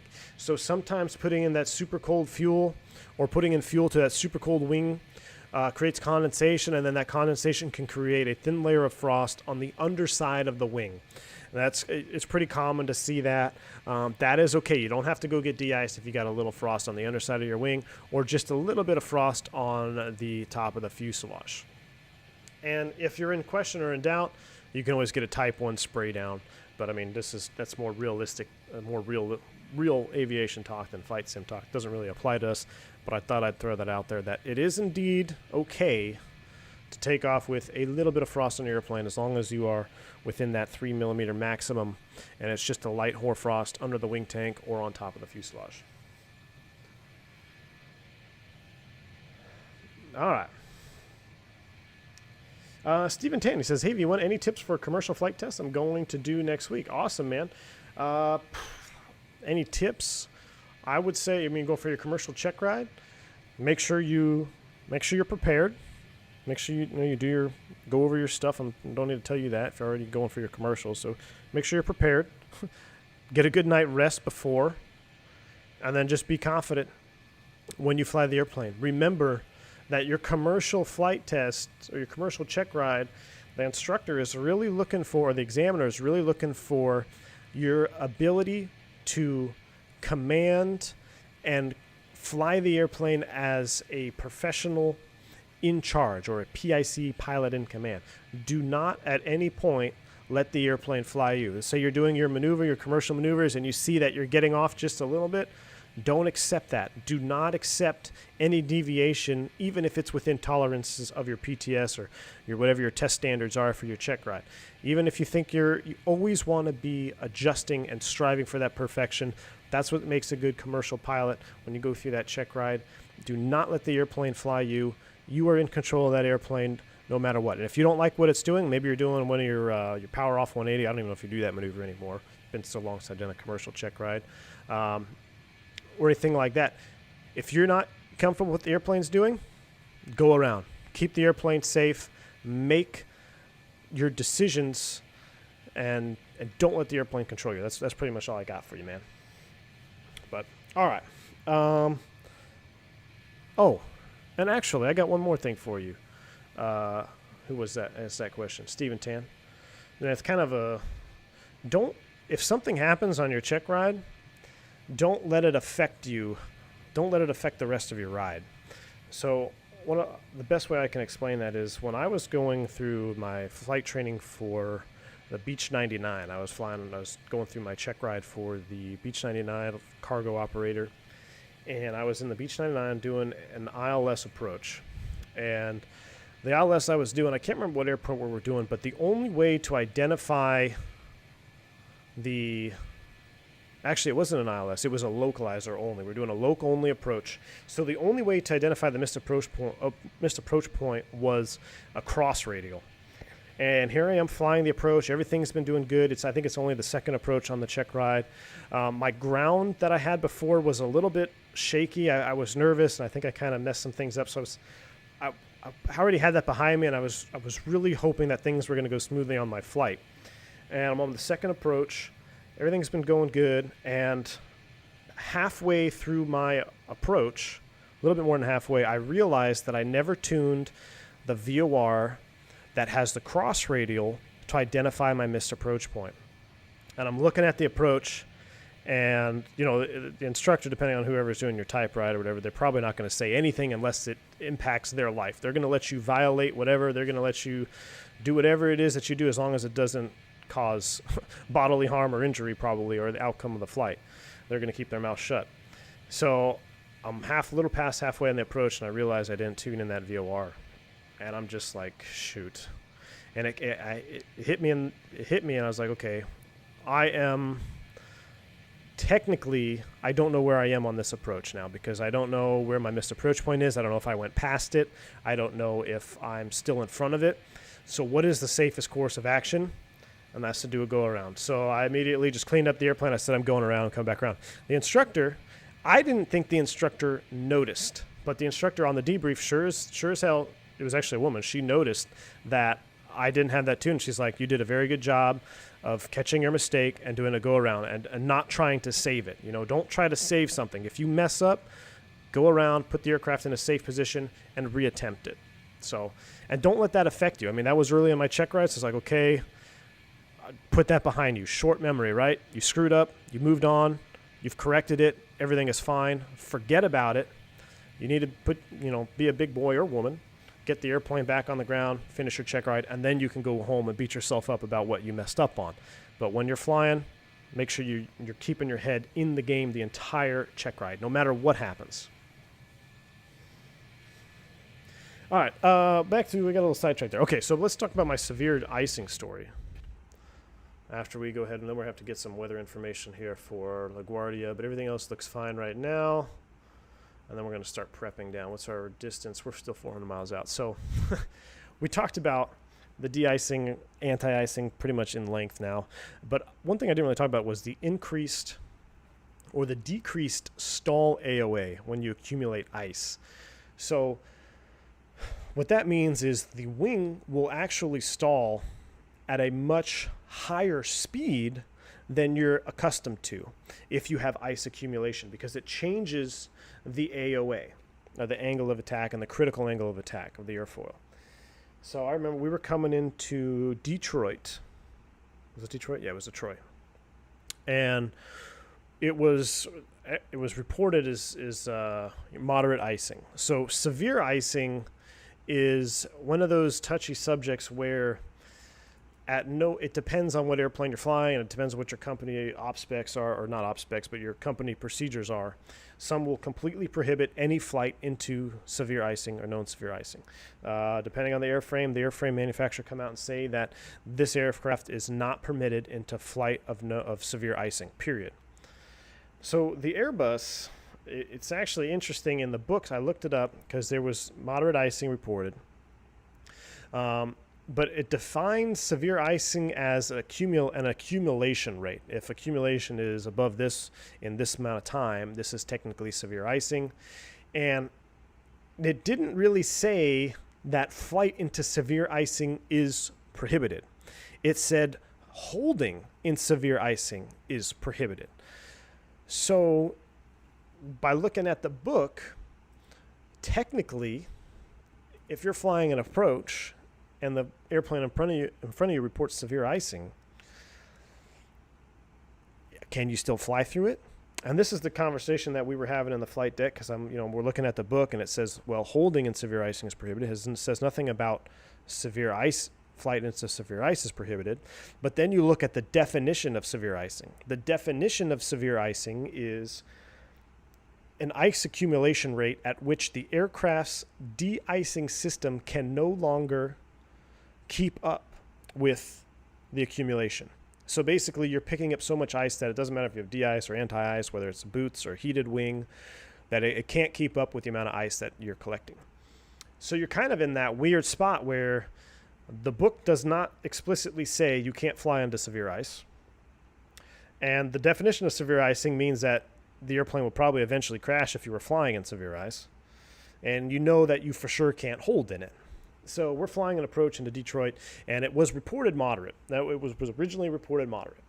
And I think we were 3 or 4 in line on the approach. We're coming in, and somebody went around. I believe it was a UPS that actually went around, or a FedEx, some type of cargo operator. Because that's kind of interesting that cargo guy goes around. Cargo guys never really go around unless it's pretty bad, right? So for the sake of story, we'll just say it was UPS. I think it was UPS. They said they're going around, and we can hear them talking with the controller, and they're like, yeah, we're getting the icing is getting pretty severe up here. We're going to need to go to our alternate. So they just bug out, and I think they had low fuel and all that stuff, so they bug out. The airplane behind them, they get in, and the tower comes back and gives a report, says, hey, aircraft in front of you, he got in. He said there's severe icing between, 4,000 and 2,000 feet. 4 and 2,000 feet, severe ice accumulation, runway condition, blah, blah, blah. We talk about landing on contaminated runway and all that. So I'm thinking, man, this is, if we've got a report of severe icing, one guy's already gone around. So the airplane right in front of us, they go around. And he said reason for the go around is said, yeah, we didn't see the runway. They didn't see it. But they also confirmed severe ice accumulation. And I'm looking out the window, and we're out of probably 4,000 feet now, just entering that range. And on the Airbus, when you're flying, you see, so there's the probe right here. You can just see it sticking up. It's very common to see that collect ice. This probe had so much ice on it, I couldn't even see it. I had never seen that much ice on the probe before. And as we were descending through on the approach, the amount of ice accumulation on the edge of the window was something I had never seen before either. These windows, like we said, we talked about, they're already hot in flight, right? There's no need to turn on the window heat because it's already on. And normally you really don't see any ice accumulation. You may see just a little bit on the edges here where it's not really that hot, but you don't get any accumulation on the window. The amount of ice was pretty insane. I saw, just imagine golf balls all the way down this front of the cockpit here. I saw golf balls outside of this window. The side window actually began to ice up over here, which is not a direct vision window, so it's a little bit different. But I had never, it was the first time I've seen this much ice on the airplane. I'm like, holy crap, man, this is pretty insane. So FO's flying, autopilot's on, we're coming down, and I was like, hey man, what do you think about disconnecting the autopilot a little bit earlier on the approach, just so you kind of get a feeling for the airplane? Because I was afraid that the autopilot could start trimming the airplane in such a severe fashion because we're accumulating all this ice that when you go to disengage it, if you wait till minimums, you may be surprised by the feeling of of the aircraft. It may feel a little bit different. And I experienced this a lot in my freight days flying turboprops around, where I actually had an unequal ice accumulation on the tail one time. One of my boots wasn't working and it built up on one side. So I'd seen that before, but I didn't know how it would react in the Airbus because it is fly-by-wire, right? Technically, you don't really feel the airplane. It always feels the same because it is a roll rate and G load that you command with the side stick. But I said, hey, just, what do you think about it? He's like, yeah, that's a good idea. We should I'll disconnect it at 1,000 feet or something. I was like, yeah, that's cool with me. And it wasn't bad out. It wasn't rough. It was just we were flying through rain and it was really sticking to the airplane, really picking up ice. And it was becoming snow. It was kind of that mix between rain and snow. You could really see on the window here at night with the landing lights illuminated. It looks like you're just flying through space. It's I can't really explain the feeling that you get, but if you sit here and stare out the window at night in snow, it can really disorient you. So we start to see that happening. Big old snowflakes are forming. And I'm at about 2,000 feet or so. I look over, I'm like, hey, man, I don't think we should, I don't really want to do a go around on this approach if we can help it. I really want to put us on the ground here because I was concerned with second segment performance. We had the wing anti-ice on, and the amount of ice that we were accumulating, I wasn't going to turn it off. I was like, we're going to keep it on all the way down.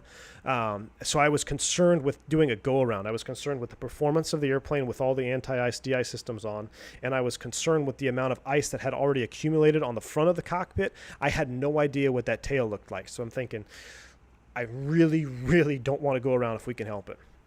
So, we discussed a little bit further. He's like, I'd feel more comfortable if you took the airplane. I said, okay, I totally understand. So now I do a transfer of flight controls, which is a little bit strange. Typically, you don't do that unless something happens, but it was totally cordial. He actually was like, I would actually recommend that you do the approach just because you have more experience in the airplane than I do and blah, blah, blah. So I took the controls. So then I disconnected the autopilot immediately because I was like, I want to feel how this airplane's flying. So I disconnected the autopilot before 1,000 feet. I think we were around that 1,800. We just went through 2,000. And as soon as I take control of the airplane, my heart rate starts going through the roof because I can feel the airplane is very, very mushy on the controls. And in an Airbus, you never really feel that. It's always the same type of feeling. It's always that roll rate, G-load, fly-by-wire that we talk about. But I can feel the delayed response. I could feel the mushiness. The airplane felt very, very heavy. And I was like, okay, this is good. Bump me up 5 knots. And you can go up to 20. I think you can go up to 20 knots or something. I'll have to look at the book, maybe 15. Added to the V approach speed, because if you come in a little bit faster, we talked about if that AOA is changing because of ice, your stall AOA is going to be much lower, so you can stall at a speed that you didn't even think that you would stall at. At normal approach speed, you can stall. So I felt that as the airplane was slowing all the way back to its final approach speed, I can almost feel, kid you not, I could almost feel a little bit of buffet. I could feel a little vibration in the controls. I said, okay, bump me all the way up, give me plus 10. Plus the already 5. So we're like plus 15 now on the approach speed. And we're coming in the ice. Who knows what the runway condition is. It's technically okay. Braking action is reported good. But you never know how long that can last. So we bumped up the approach speed, reduced that AOA. And I said, yeah, we got to get this plane on the ground now. And long story short, we eventually, came down, landed. It was fine. We rolled out a long way. I remember touching down and up. We were coming in so fast with that increased approach speed that I was manual brakes, full reverse, all the way down through 60 knots. And it was definitely an eye-opening moment for me. That was the first time in an Airbus that I had really felt like, okay, we were pretty much at in my opinion, probably operating right there on the limits of the aircraft's anti-ice system. So that was a unique experience for me. I hope I don't have to feel that again. But shout out to Airbus. I mean, it got on the ground. I did I looked at the airplane after we got in, and I looked at the tail, and there's definitely, probably 4 inches, 5 inches of ice, all on all the leading edges of the tail. So the horizontal stab and the vertical stab had probably 5 inches of ice on the leading edge. The inboard here, this was just all ice. Everything was iced up here on the 2 slats. It was definitely a eye-opening moment for myself. So that's my story on anti-ice. I'm pretty sure that was you could probably classify that as severe, but again, knowing what can happen to the airplane with that, the trim when the autopilot's on, it can be trimming itself. You don't really see that unless, of course, you're staring down here and looking at the trim numbers of the wheel itself. But it was an interesting experience nonetheless. So we got a company message here. We need to start prepping for our arrival anyway. What do they got for us here? Here's our LaGuardia stand information, 659 Alpha Whiskey 522 stand Delta 6. We'll print that off. Delta 6 is our gate. We're going to due in at 1928. All right, so we got our constraints on. Let's clean up this approach. We are going to let's do a real quick arrival update. Let's see if I can pull this from historic. I don't know if it works from historic when I do arrival ATIS. I might have to put it in manually. Will the anti-ice tell you when it is broken? Yes, you'll get a fault light. And we talked about this on the Hawaiian Neo stream, believe it or not. But the wing anti-ice valves will fail closed. So if the anti or the de-ice on the wings fail, that valve fails, it will fail in the closed position. If the engine anti-ice fails, however, it fails in the open position. So you can always get engine anti-ice to at least keep your motors running. Let's see here. Yeah, no information with historicals. So I don't know. That's probably what screwed us up with the GSX as well. Brian Breaker says, do you think it's possible for ice to clog up or get in the way of the flaps or slats from being able to extend or retract? Yeah, I definitely think it's possible, and I think that's more so airframe dependent. Like if you're in like heavy ice, they tell you not to retract the flaps, or in some airplanes they say, don't extend the flaps until prior to takeoff, or don't extend the flaps until de-icing. It will just depend on the airframe, and it will depend on your company SOPs. I think that you can't really blanket statement that one, but I do think it is possible for ice to get in the way of those flap track fairings and all that. That just depends on what airplane you're flying. Let's see. Receive messages here. LaGuardia, 10 miles, 500, 0, -11 remarks, sea level pressure, blah, blah, blah. That looks good. Man, I wanted it to be snowing. Can I make it snow?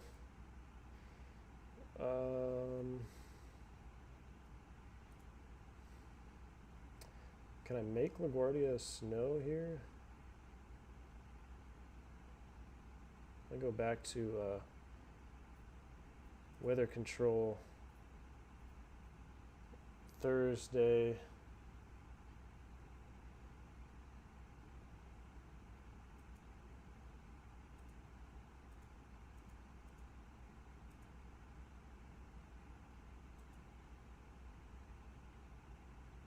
Let's see what that does. 10 plus miles. Well, that's not it. Let me see if that changes LaGuardia. I wanted to try to force it to when it was really snowing. Let's go back here. We'll try one more here.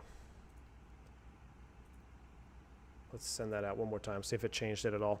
Then we need to look at our approach for sure. Bravo Tank says, that sounds pretty scary. Yeah, it was definitely, like I said, an eye-opening experience. But shout out to Airbus, man. It got us down. It was safe. Doesn't seem to be changing it. All right, we'll go with that, though. 350 at 11, so we'll still land 2-2 with the crosswind. I don't think we can do the expressway visual because I don't have any scenery down there, so I just stick with the ILS. Here we go. Pull this out. Plan mode. Zoom it in. Pop up my Navi graph here.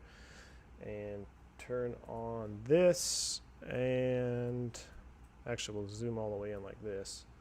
There we go. Yeah, it should do better. Arrival. MIP4. Actually, we'll go LaGuardia, book charts, Milton.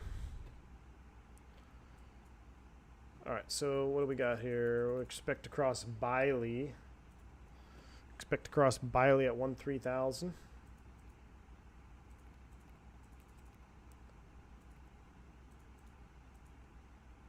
Does that change our TOD here? I think we're still safe, though. We got Biley at 13,000. Beauty at 10. and beauty at 10. So those would be the two that we do. We'll do altitude constraint 10,000 feet here as well. Insert that.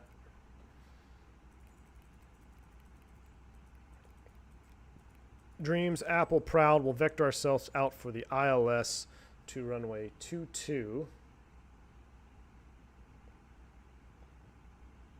This is annoying. I gotta keep pulling up my chart here. Every time I click off the screen, or I click the screen. So 22, ILS 22, out to Yeoman.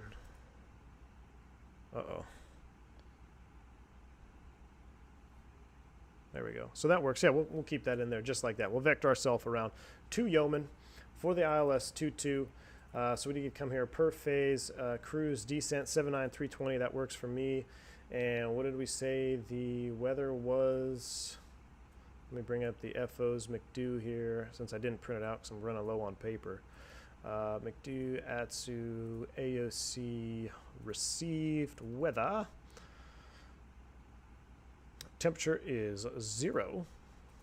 3026. 3026 on the meter. Wind was 350 at 11. And of course the Navigraph barrow bottom for us is 21. Oops. Don't need you anymore. 212 on the barrel. Put Navigraph away. All right, perf data has been set. LaGuardia, we're going to land auto brakes. We'll do manual brakes. Do manual brakes, and we'll talk about why here in just a second. All right, so we're approaching Wevel. TOD is up there, so we're still looking good. All right, let's talk about a little bit of runway environments and operating on contaminated environments.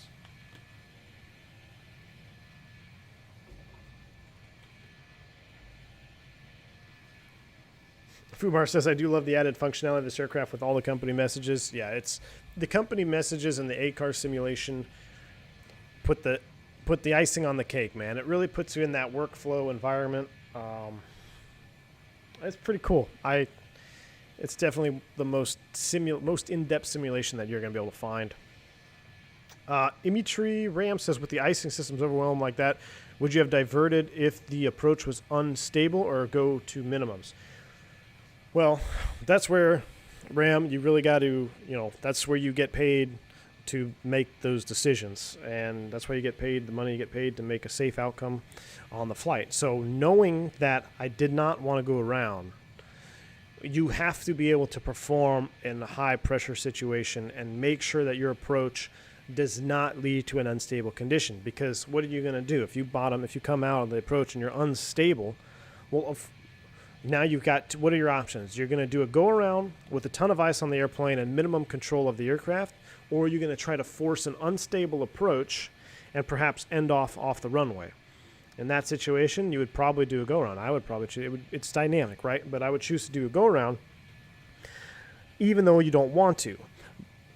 But you have to remember, you have to do everything in your power to make sure that doesn't happen. So again, that's why when we transferred controls, I immediately turned off the autopilot. I didn't want to wait to 1,000. I didn't want to wait to minimums because I wanted to get a handle on what the airplane was doing now. I wanted to feel what was the aircraft doing, how much wiggle room do we have here, are we going to be okay? Is this like a dire situation where we only have to make one approach? Now, if we added our VAP plus 15 knots or whatever, and that's all we can add, and I still feel the airplane buffeting, and we're at 500 feet, I'm probably just going to put it, I don't know. That's another dynamic situation. Do you just put it down, or do you try to speed up and clean up and get out of there? Now, the problem with all this, too, is that, if you're accumulating ice, this is why the engine anti-ice is so important. You really don't have to worry about your engine performance going down because you've got your engine anti-ice working and you're not allowing any of that ice to go in there. That's why those engine anti-ice valves fail open, so you always have that engine anti-ice. If this lip starts to ice up here and then these ice chunks break off and they start being ingested into the engine, you start doing compressor stalls, you can damage the engine, you do all kinds of stuff. In fact, that's happened to a couple of high wing airplanes. So I'm sorry, not high wing airplanes, tail mounted engines, like MD-80. It was an MD-80, I believe, or a 717 that happened to one of them. So it's all dynamic, man, but you have to remember, like, okay, you're in that situation. I got to do everything in my power to not put us in an unstable condition.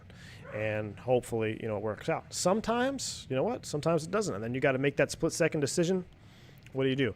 In that situation, speed is going to be life, right? So cleaning up, getting the airplane fast would be the way to go. Now, I had already decided before I turned off the autopilot that I said, if we do have to go around, we're not coming back in here. I said we're going to we're going somewhere else, because I was not going to slow back down. And then you don't know if that accumulation is going to stay there even after you speed up and clean up and get to higher altitude.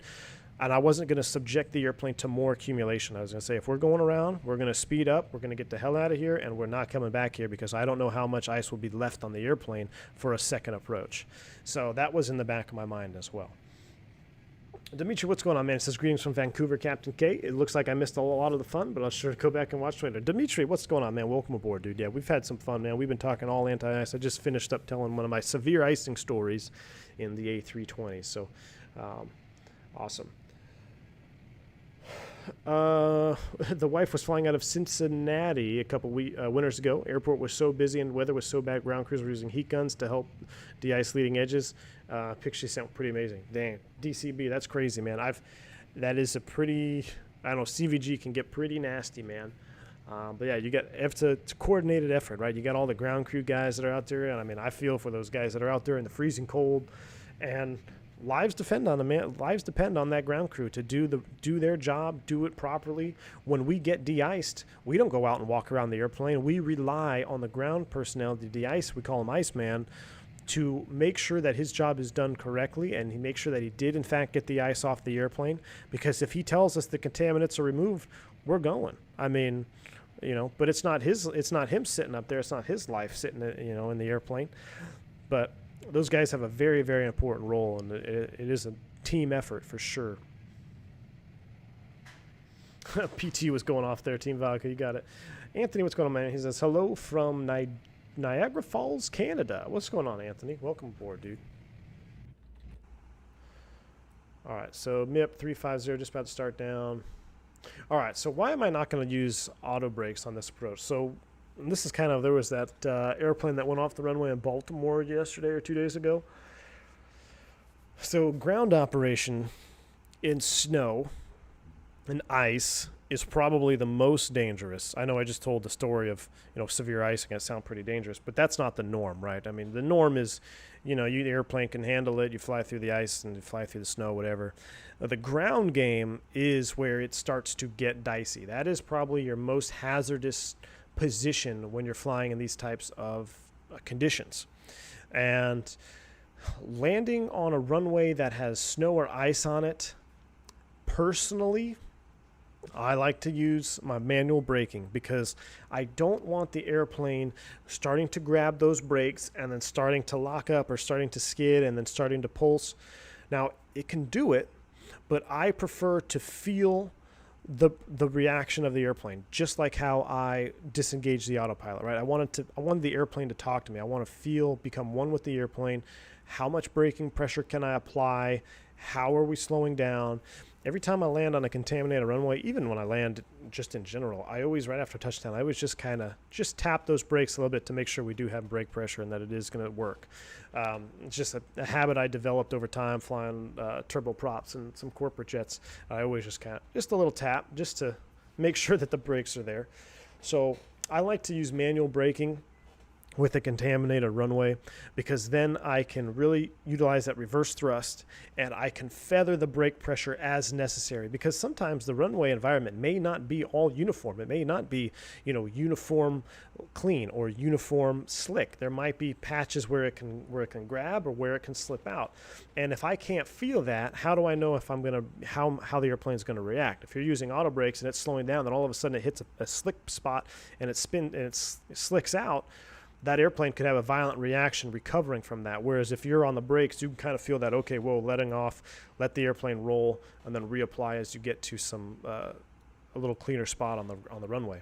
So that's just a personal technique. I like to use manual brakes here. We know it's been snowing in LaGuardia, so we're going to use manual braking. We're going to use full reverse on touchdown as well. All right, we're approaching 5 miles. I got 10,000 set. Let's go ahead and manage the speed. So we're thrust idle, a descent. Let's go ahead and throw this into below mode here.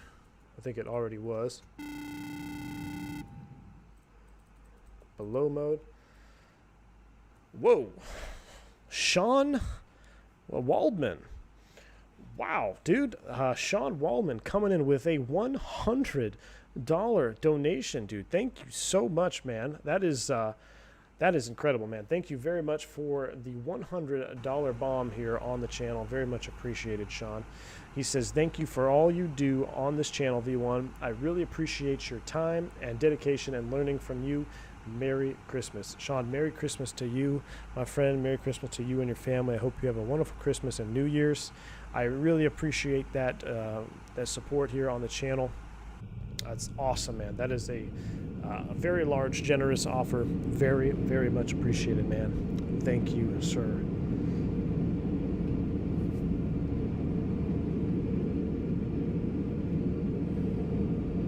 All right, wow. Awesome. Vane says, pretty cool that the FO had the trust in you as well and knew he was over his head a little. He also learned a lot in that approach. Vane's, yeah, it's really, that's what it is. First officer, captain, you guys are a team up there, right? The captain is only a captain because he's been at the airline longer than you. It doesn't necessarily mean that, you know, he has more experience than you in that, but he has more experience than you at that airline, but you may have a different background than him. So it's very much a team effort up there. The captain is there to make an executive decision. That's really what the captain's job is to do. When something has to be decided, the captain makes the decision. But yes, you are a team. And I value first officers' background and their opinion, definitely. And I would hope that, you know, if there's something going on, like maybe I'm getting off on my tolerances or something, and, you know, the FO speaks up, hey, man, you need to keep that in check. And it's not a personal attack. It's just a 100% team effort back and forth.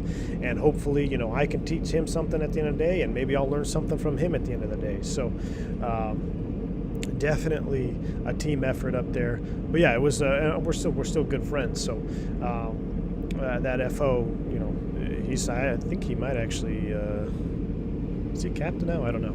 But yeah, it was a good time. Wes Holmes, welcome to Commercial Pilot, dude. Thank you for joining the channel, Wes. I appreciate you joining the channel. Welcome on board, man. Let's see, I forget what the command is. Exclamation point, welcome to see all your new perks now that you are a channel member. You do get access to podcasts. You get access to the View and After Dark Discord channel if you sync your YouTube with your Discord. Wes Holmes, I very much appreciate you joining. Welcome aboard. Ryan Jones coming in. Oh, you know what? You know what's happening here is I know what's happening. My alerts are below P3d. So that is why you guys aren't seeing the alerts. There we go. So now we should see alerts. But Ryan Jones, thank you so much, dude, for the $10 donation. He says, thanks for upping my game. Happy holidays to you and the family from icy Philly suburbs. Ryan, thank you so much for your support, man. Funny thing is, we were going to fly into Philly on this flight. I actually had the flight plan downloaded. We were going to do Philly because I had a pretty cool Philly landing story in the snow that I'll have to save for the next stream. But I appreciate that support, man. Thank you very much for the donation. Let's get some, if you're a member in chat, let's get some positive rates in chat. We've had a couple of big donations, some new members, positive rates in chat. Let's show off our emojis. Let's show off our support here at the V1 community. Awesome stuff. And I do apologize, I had those donations, the alert box was below the P3d on the OBS, so you couldn't see the alerts happening. But awesome stuff, man.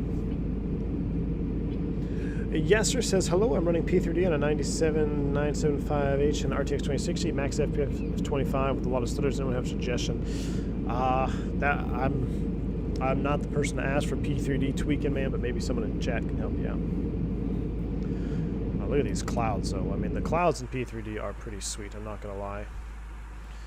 Let's see, did we get an updated weather here? Atsu. Weather 8, I'm going to send off another METAR here. Let's see what's going on.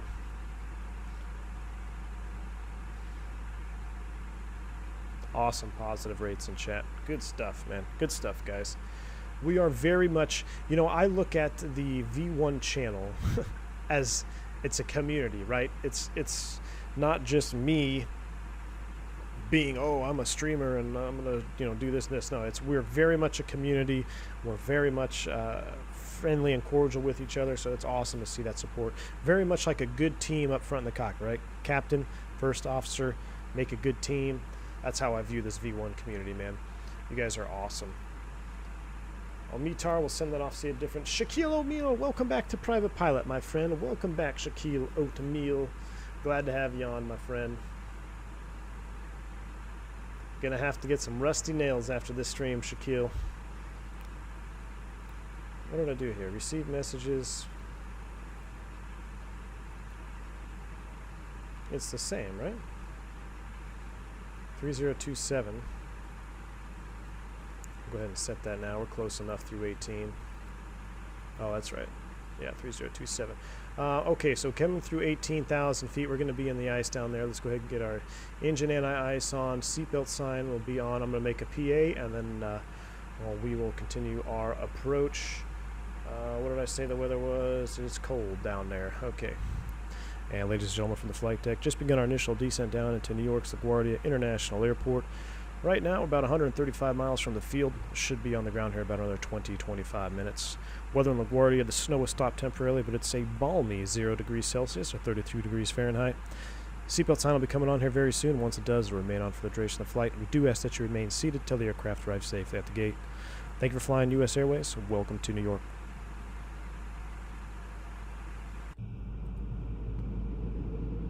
And ladies and gentlemen from the flight deck, just begun our initial descent down into New York's LaGuardia International Airport.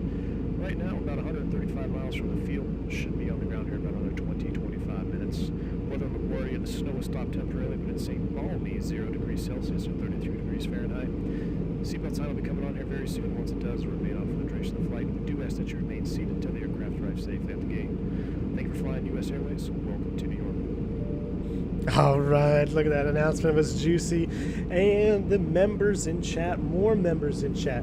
I'm not seeing my alert box go off, though. What is going on with that, man? I don't know what's happening with my alert box there. My widgets. Let me see. Where's my alert box? There we go.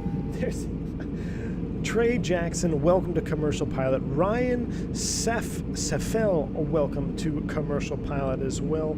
Wojtek, what is going on, Wojtek? $10 donation. Thank you so much, man. He says, V1 for you and your family. Merry Christmas and Happy New Year. Wojtek, the same to you, my friend. Merry Christmas, Happy New Year to you and your family. Really appreciate that support here on the channel. That is very kind of you, my friend. Thank you. Thank you. Shaquille O'Meal, Trey Jackson, Ryan Safil, welcome members to the channel. You guys are awesome.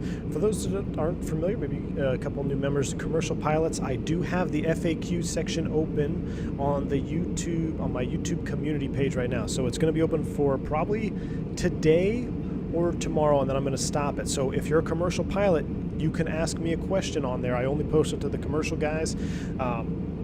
And then if you want me to answer that in the podcast, go ahead and put it there. So I do have that post already out. Just check the V1 community tab. If you have a question for me, I'll answer that for you in the podcast.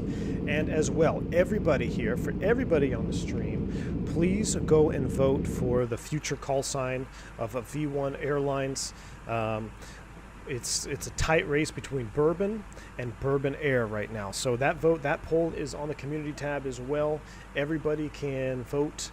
Please vote for that. I do have a new livery coming out that we're going to be flying around. It's going to be super juicy. So if you haven't already, head to the polls and vote. And Commercial Pilots, if you have a question for the podcast, go ahead and get it in now before I close that tab and just do the final recording on the podcast.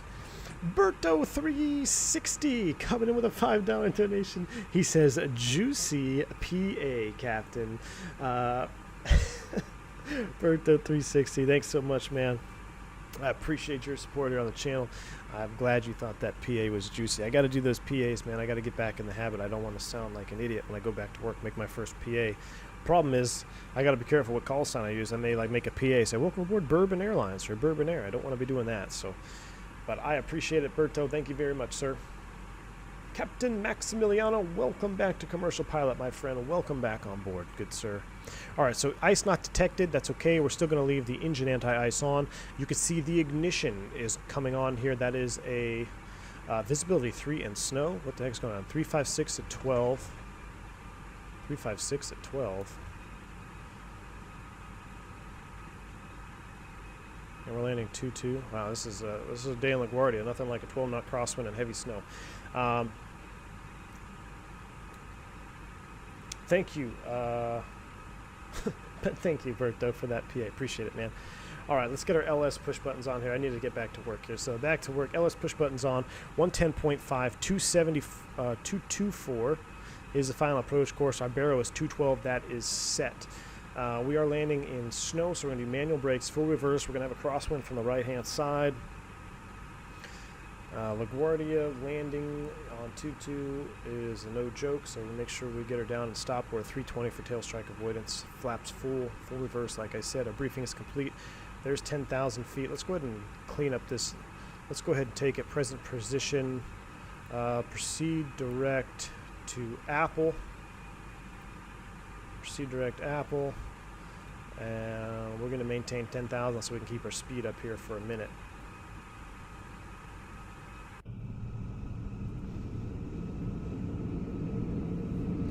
Are you going to try the sharklets? I might, man. Which add-ons am I using in P3d? The only thing I'm using in P3d is FSLabs and Active Sky. Which is better, IE or Pratt & Whitney? Ooh, IE or Pratt & Whitney?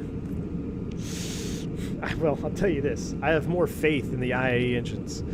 I'll tell you that. I have more faith in the IE engines, but the Pratt & Whitney sound cooler. So in sim life, give me the Pratts. In real life, give me the IE variant. Getting a weird sound stutter there.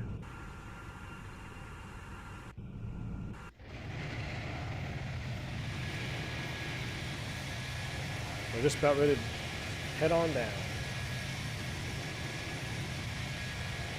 Welcome aboard Air Bourbon.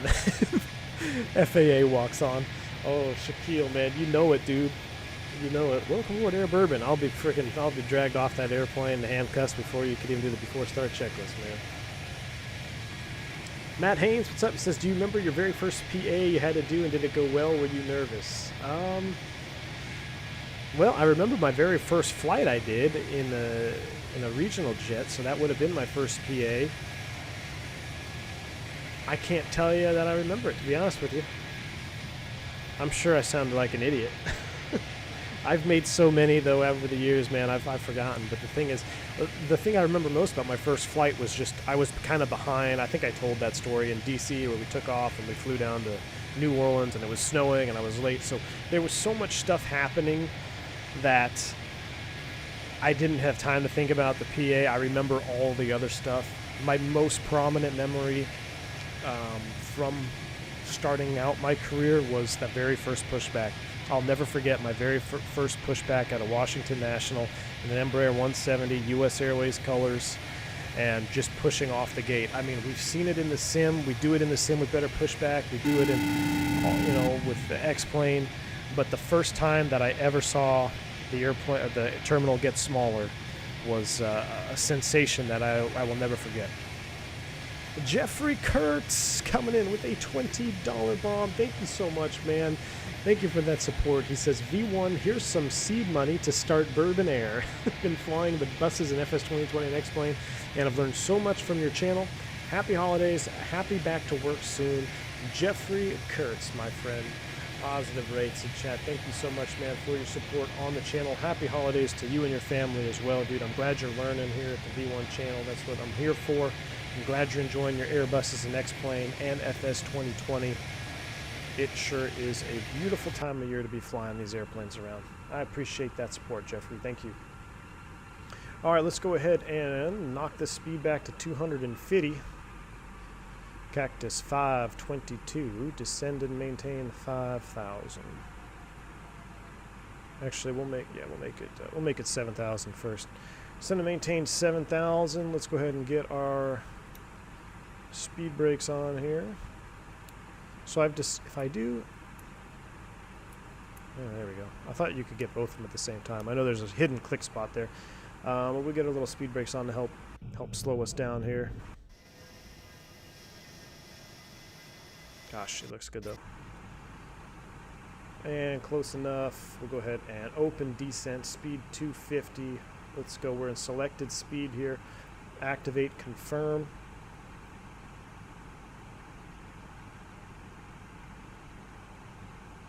And you know what? We can, yeah, we'll go ahead and descend down to 7,000. We'll do a little speed brake help as well.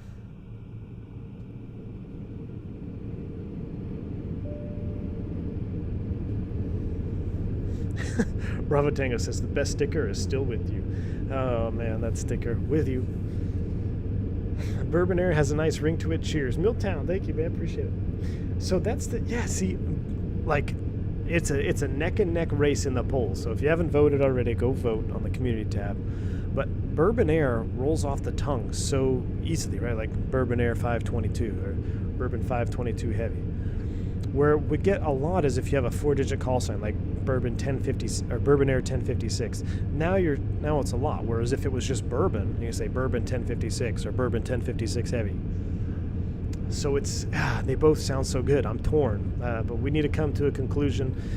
Again, if you're just joining the stream, head to the community tab and vote for the call sign. It's either Bourbon or Bourbon Air. Gaming Ninja, do you use X Organizer V2 for X-Plane? Yes, I do. I highly recommend it. If you have loads of add-ons and plugins, it has really helped keep track of everything. Yes, Gaming Ninja, I use X Organizer. Definitely has helped me out, especially installing new orthos and stuff. So definitely have that going. Josephine, you said you're flying as we speak? Awesome, dude. Aaron Hastings, if Bourbon Air ever faces bankruptcy, the headlines could be Bourbon on the rocks. That's too funny, dude. That's funny.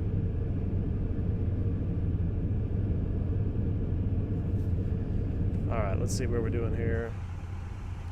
We'll go ahead and stow those.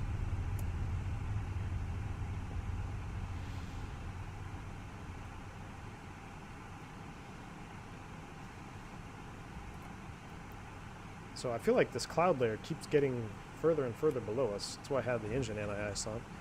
Let's go ahead and set 5,000. And let's go ahead and do... Let's cut a corner a little bit further. Let's go direct proud. Cactus 522, direct proud. 7 ascending 5,000, 250 on the speed. We're looking good.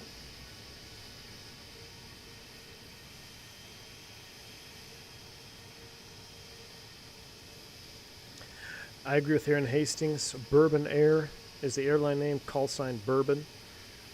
I like it. I like it. Yeah. So that's the thing to remember, that the vote is just for the call sign. So is it Bourbon or Bourbon Air? We can do Bourbon Air for the airline. Call sign Bourbon. I already know our ICAO is going to be BBN Bravo Bravo November.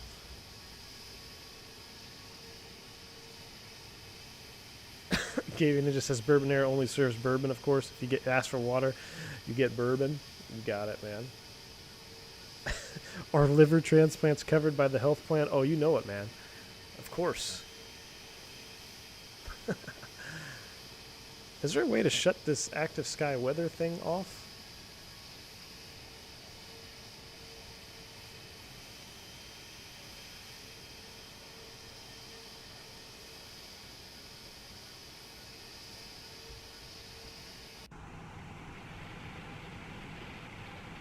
Flying through some rain right now or something. I can hear it.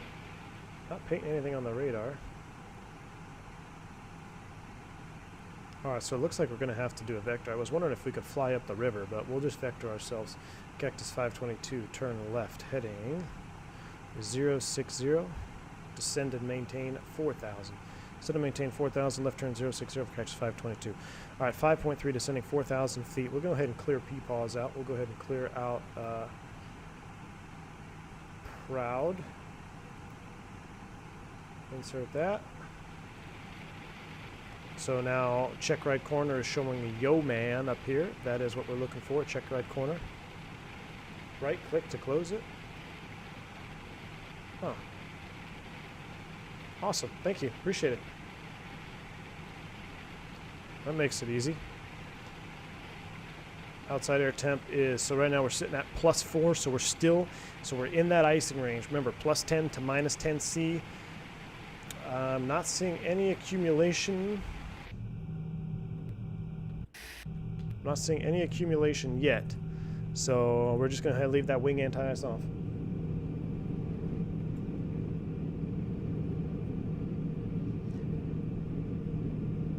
Don't adjust the weather in flight. Remember what happened last time? Yeah.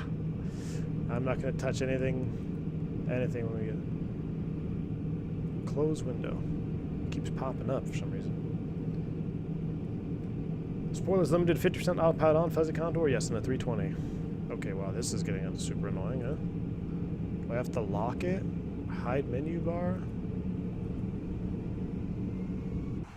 Alright, sounds like we're leveling 4,000 feet there.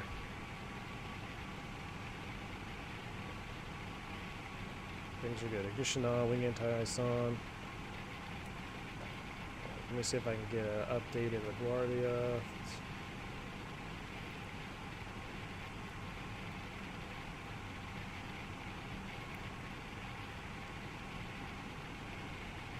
Dimitri says tagline: Bourbon Air, plane parking and new dimensions.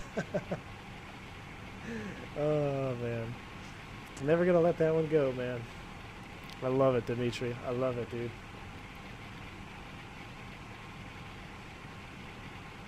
Plane parking and new dimensions.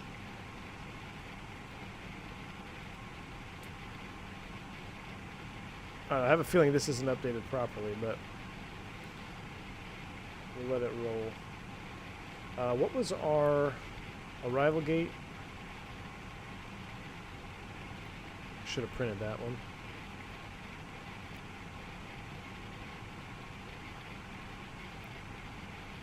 Weather.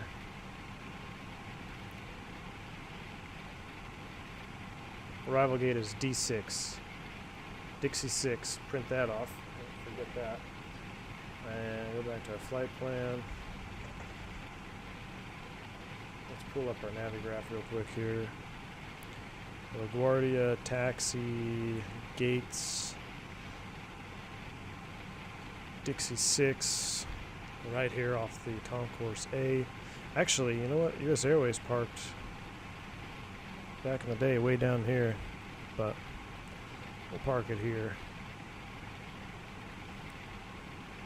Alright, 22, 7,000 feet available. Left-hand turn off Charlie, double back. Oh, you guys didn't even see that because I didn't have the Navigraph on the screen, my bad. Oh well, I was just looking where we're parking. Just changed the frequency on COM 1. Ah! I remember that from the FSX days. Thank you, dude.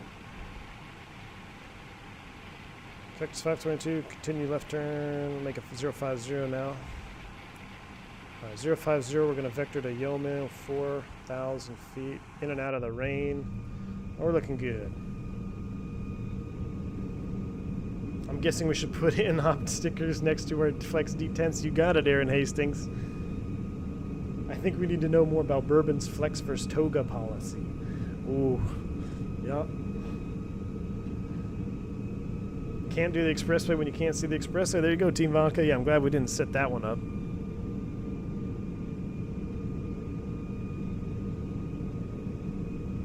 Is the expressway option for terrain obstacle avoidance?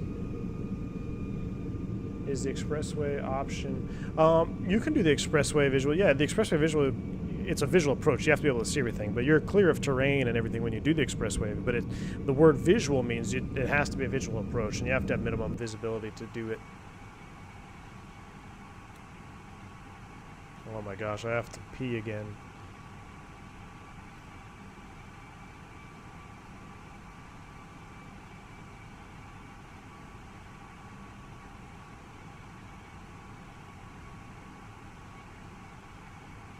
Oh, we're looking good. If we could cut the turn there, maybe make Greco instead of going all the way out. Descend and maintain 3,000, Cactus 522.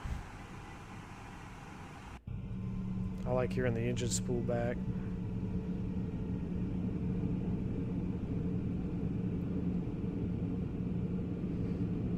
Is there a specific reason why modern planes are still fixed with the no smoking on off? I've never seen no smoking light off. I think it all has to do with what you order from the factory. I know the newest ones have, what is it? PEDs, personal electronic devices. So it's actually replaced with personal electronic devices. Wow, look at the New York skyline there in the background. That's pretty cool. All right, Cactus 522, turn right, heading 070. I'm going to try to cut this up here a little bit. I need Phantom 320 to vector me. 070. I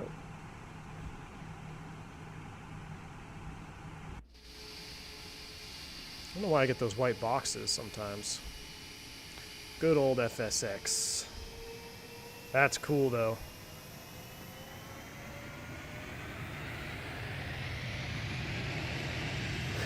Commander Gino Huffman says gonna have to stick a cork in it for now, Captain. Oh my gosh, I know.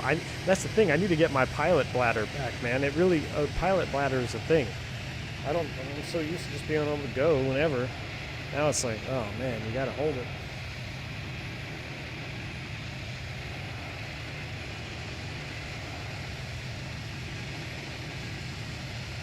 Lunch is on short final. Oh boy.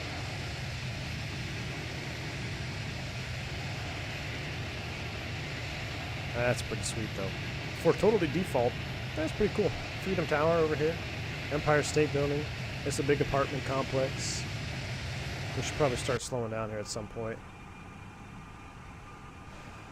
Let's see. Greco is at 2,000.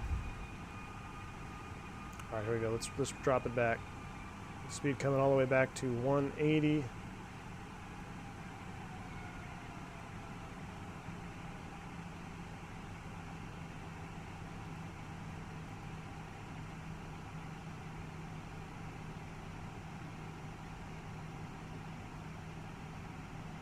There's VFE next. -10. Flaps 1. Ooh, looks like we're starting to get a little... See, okay, here we go. Check out this modeling. We've got a little ice forming here on our leading edges. I'm going to go ahead and turn on wing anti-ice. We'll turn it off on our approach. Hopefully I'll remember.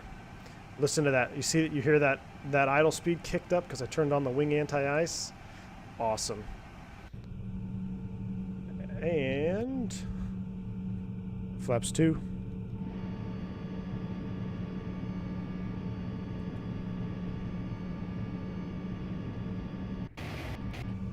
So look at this.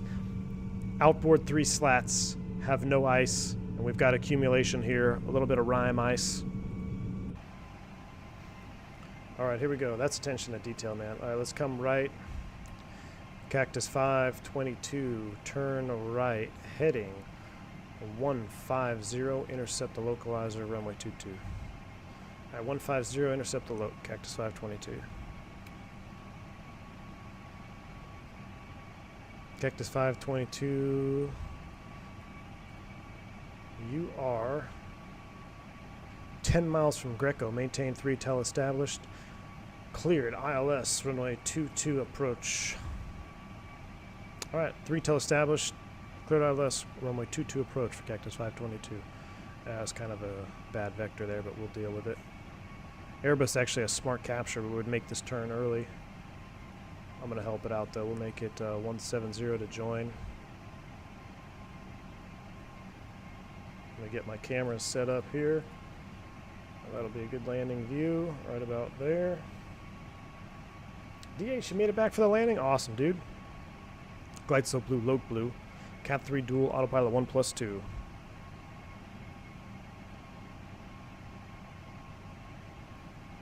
Loke star.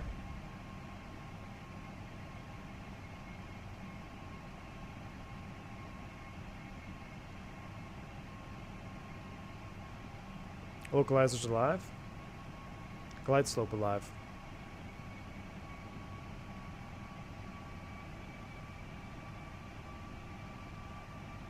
Glide slope star. Go around altitude set 3000 blue.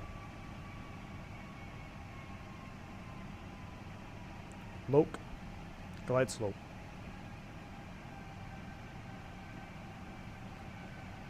Alright, here we go guys. We are just about ready. at that, a little bit of ice form. That's why a proper pre-flight. See, we're going to the hotel, get a shot of bourbon after this. Next crew's got to come out here, make sure they do a proper pre-flight. Too cool, though, man. Too cool. All right, we are approaching 2,000 feet. There it is. Let's go manage speed. Gear down. 2,000.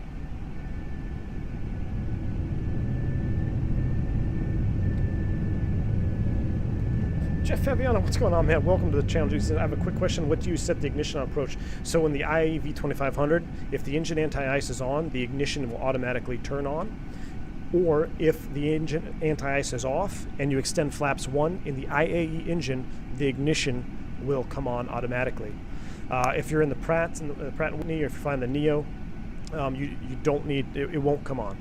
It's an IAE specific thing, and unless you're in heavy precipitation, you would just go ahead and leave it off. But the IAE engine will automatically initiate ignition if engine anti-ice on or flaps in position 1 or greater. But welcome to the stream, dude. Welcome aboard, Jeff. Glad to have you on here, man. There's VFE next. Flaps full. Let's arm these speed brakes here. And flight attendants there. There's our final. Wing anti-ice can come off. Runway's in sight. And autopilot's coming off. Oh, signs? Why aren't our signs? What the heck's going on with our signs? Oh man, I never turned the seatbelt sign on. Good flight attendant would have called me up and said, hey, you turn the seatbelt sign on?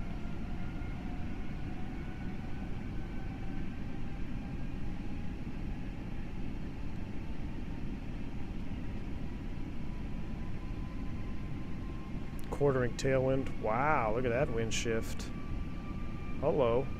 500. Nothing like a quartering tailwind here landing in LaGuardia with ice and snow on the runway. 400. I wish I had my FO right now because I'd say, hey, can you bump me up just a few knots there? She feels pretty unhappy 300. at that 140 speed there, but we're 2 whites, 2 reds. 200. Can I get some power, please? Thank you.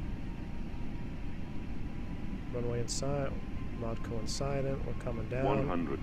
Looking good. 40. 30. 20. Retard. Retard. Spoilers. Oh gosh, I hit the wrong view. Reverse green.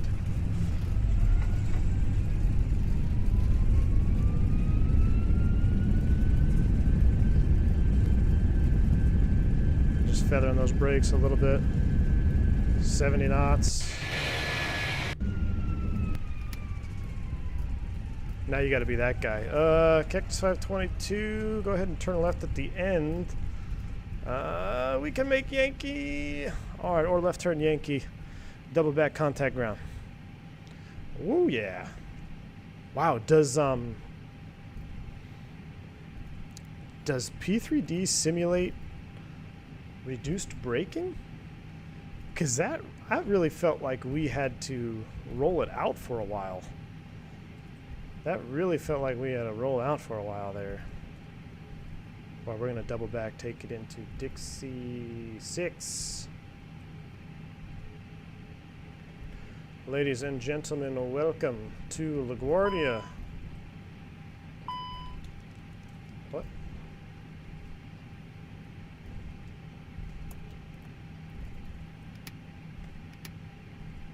Interesting. Cabin pressure, outflow valve not open, mode select man up. Okay, cleared itself. Thank you, Airbus. That was interesting. We'll leave our engine anti-ice on. Go ahead and turn these suckers off. Get the APU fired up. Everything's normal up there. I don't know what that was all about. Overrun time. That was, I wish we had a landing touchdown right. That was a little bit, probably a little firm, but that's LaGuardia in the snow, man. Oh, now it's ice or snowing. Look at the snow on the windshield blade. That's crazy. You think I bounced? We'll have to take a look at the replay. Good thing we got a replay. Gene R. Hoffman says, another great stream, V1. Gotta go collect my son. See ya, man. Take it easy, dude. Thank you for joining the stream, man. Appreciate you being here. All right, we'll go ahead and fire you up. And I believe 6 is inside here. I didn't think we bounced. I thought we set her down right on. Let's see. I hit my reverse thrust binding for X-plane, and it put us on the outside view. That was sketchy, man. I will make the left turn here. Oh, you know what I need to do is call GSX as well. We'll go ahead and stop here. So yeah, the ramp says they're not ready for us yet. So we'll hold position here for Cactus 522 and call GSX. We're going to D6. No follow me. They should be awaiting. We'll use Swissport. All right, they're ready for us. All right, we're headed in. We got APU is on. That looks good.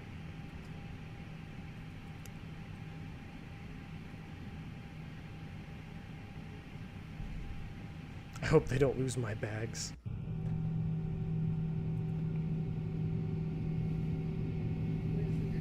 So there's 6 right on the end there.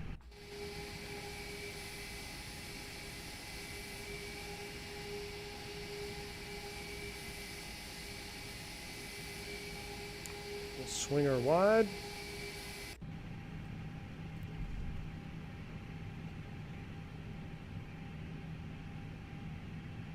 Great LaGuardia landing, don't want to run off the runway in the snow. Yeah, it can happen for sure, man.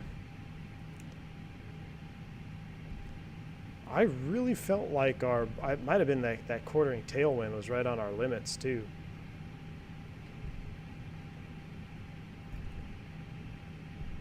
Wait, is this guy gonna move or what? Kind of looks like he's in the way.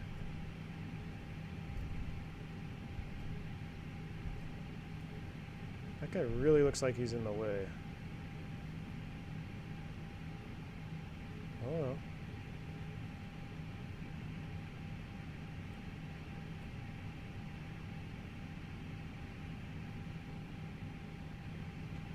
Can we see the post-flight report to see the link? Can you pull up a post-flight report in the FSLabs? I don't know, man. All right, I have a feeling I'm going to hit this guy. I don't want it to... Wow, I guess we're not. He's just parking right there. Wow. That's pretty sketchy.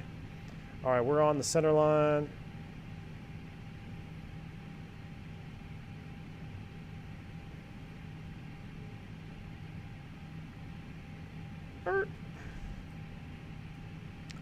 All right, brake set. This is where you can really screw the neck screw. Engine anti-ice off. Wait for the fault lights to extinguish. Engine 2. Seatbelts.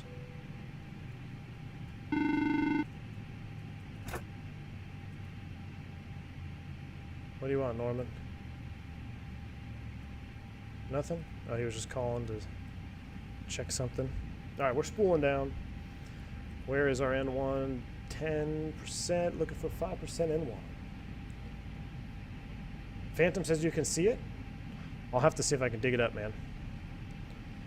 All right, that's close enough. Beacon light can come off.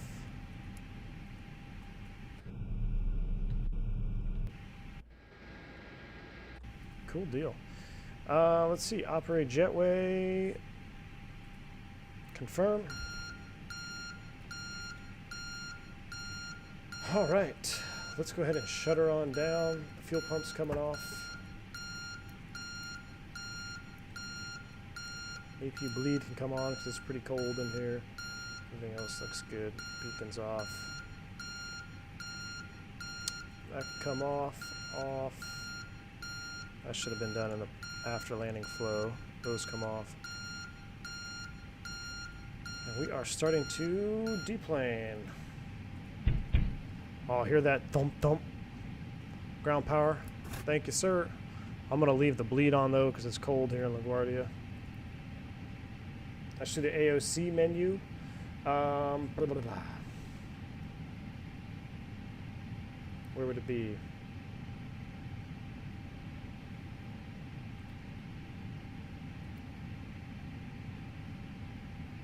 Yeah, I have no idea how to pull it up, man.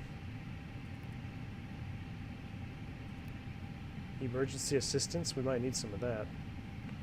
Request the crew bus? Sure. Alright, well. Ladies and gentlemen, welcome to the board. Yeah, let's get a replay in here. Waits to get off the plane. I think I have to initiate unloading or something. Let's see if we can crash the sim here and do a replay, though. That's more important, though.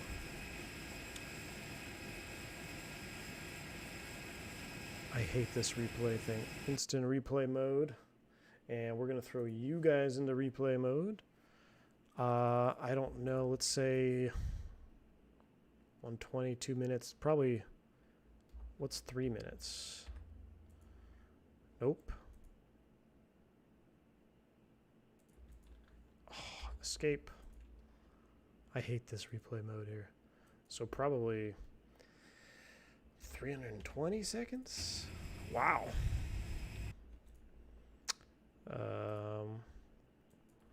500? There we go. Check this out here. Let's take a look at this touchdown. Is there no way to de-ice in the Tolis and X-plane? No, not in any X-plane. You can't do any de-icing in X-plane.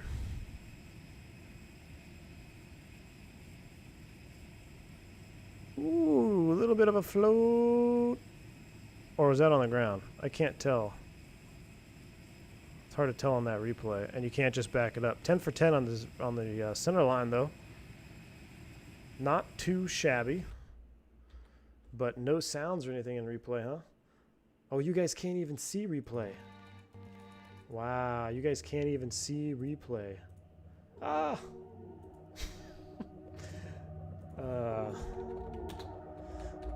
Fixed. There you go, because I know you guys are freaking on that delay. Let's try this again here. No sounds in replay. Let me back it up one more time. I think that was perfect. If I do instant replay, 500 seconds was right on the money. There we go. Outside view. Coming in. Here we go. I fixed it. No, I didn't fix it. You guys still can't see it. There we go. I saved it. I saved it. There you go. Good thing. Good thing P3d is FSX with lipstick. All right, guys. I've had a lot of fun. I hope you've had a lot of fun. I hope you enjoyed some anti-ice, de-ice. Hope maybe you learned something systems-wise, or maybe just had a fun time hanging out, talking stories. Normally you make that turn off, but we landed long, so we got to be that guy, go all the way down and turn it around. I'll do one more replay here and let you guys go with it. But mods, sponsors, thank you for hanging out with me today. Thank you for modding on the channel. New members, appreciate you guys hanging out and supporting the channel as a member. Donations, thank you guys for everybody who donated. A lot of donations. I really appreciate that support on the channel. You guys are awesome, awesome. If you have any more questions about the Airbus or de-ice or anti-ice, don't hesitate to ask in the Discord. We got a lot of pilots in there. Oh my gosh, this stupid thing is still doing that. There you go. All right, I think I've had my limit with P3d today. Until next time, guys, have a wonderful weekend ahead of you. Stay safe, stay healthy. I'm V1. See ya!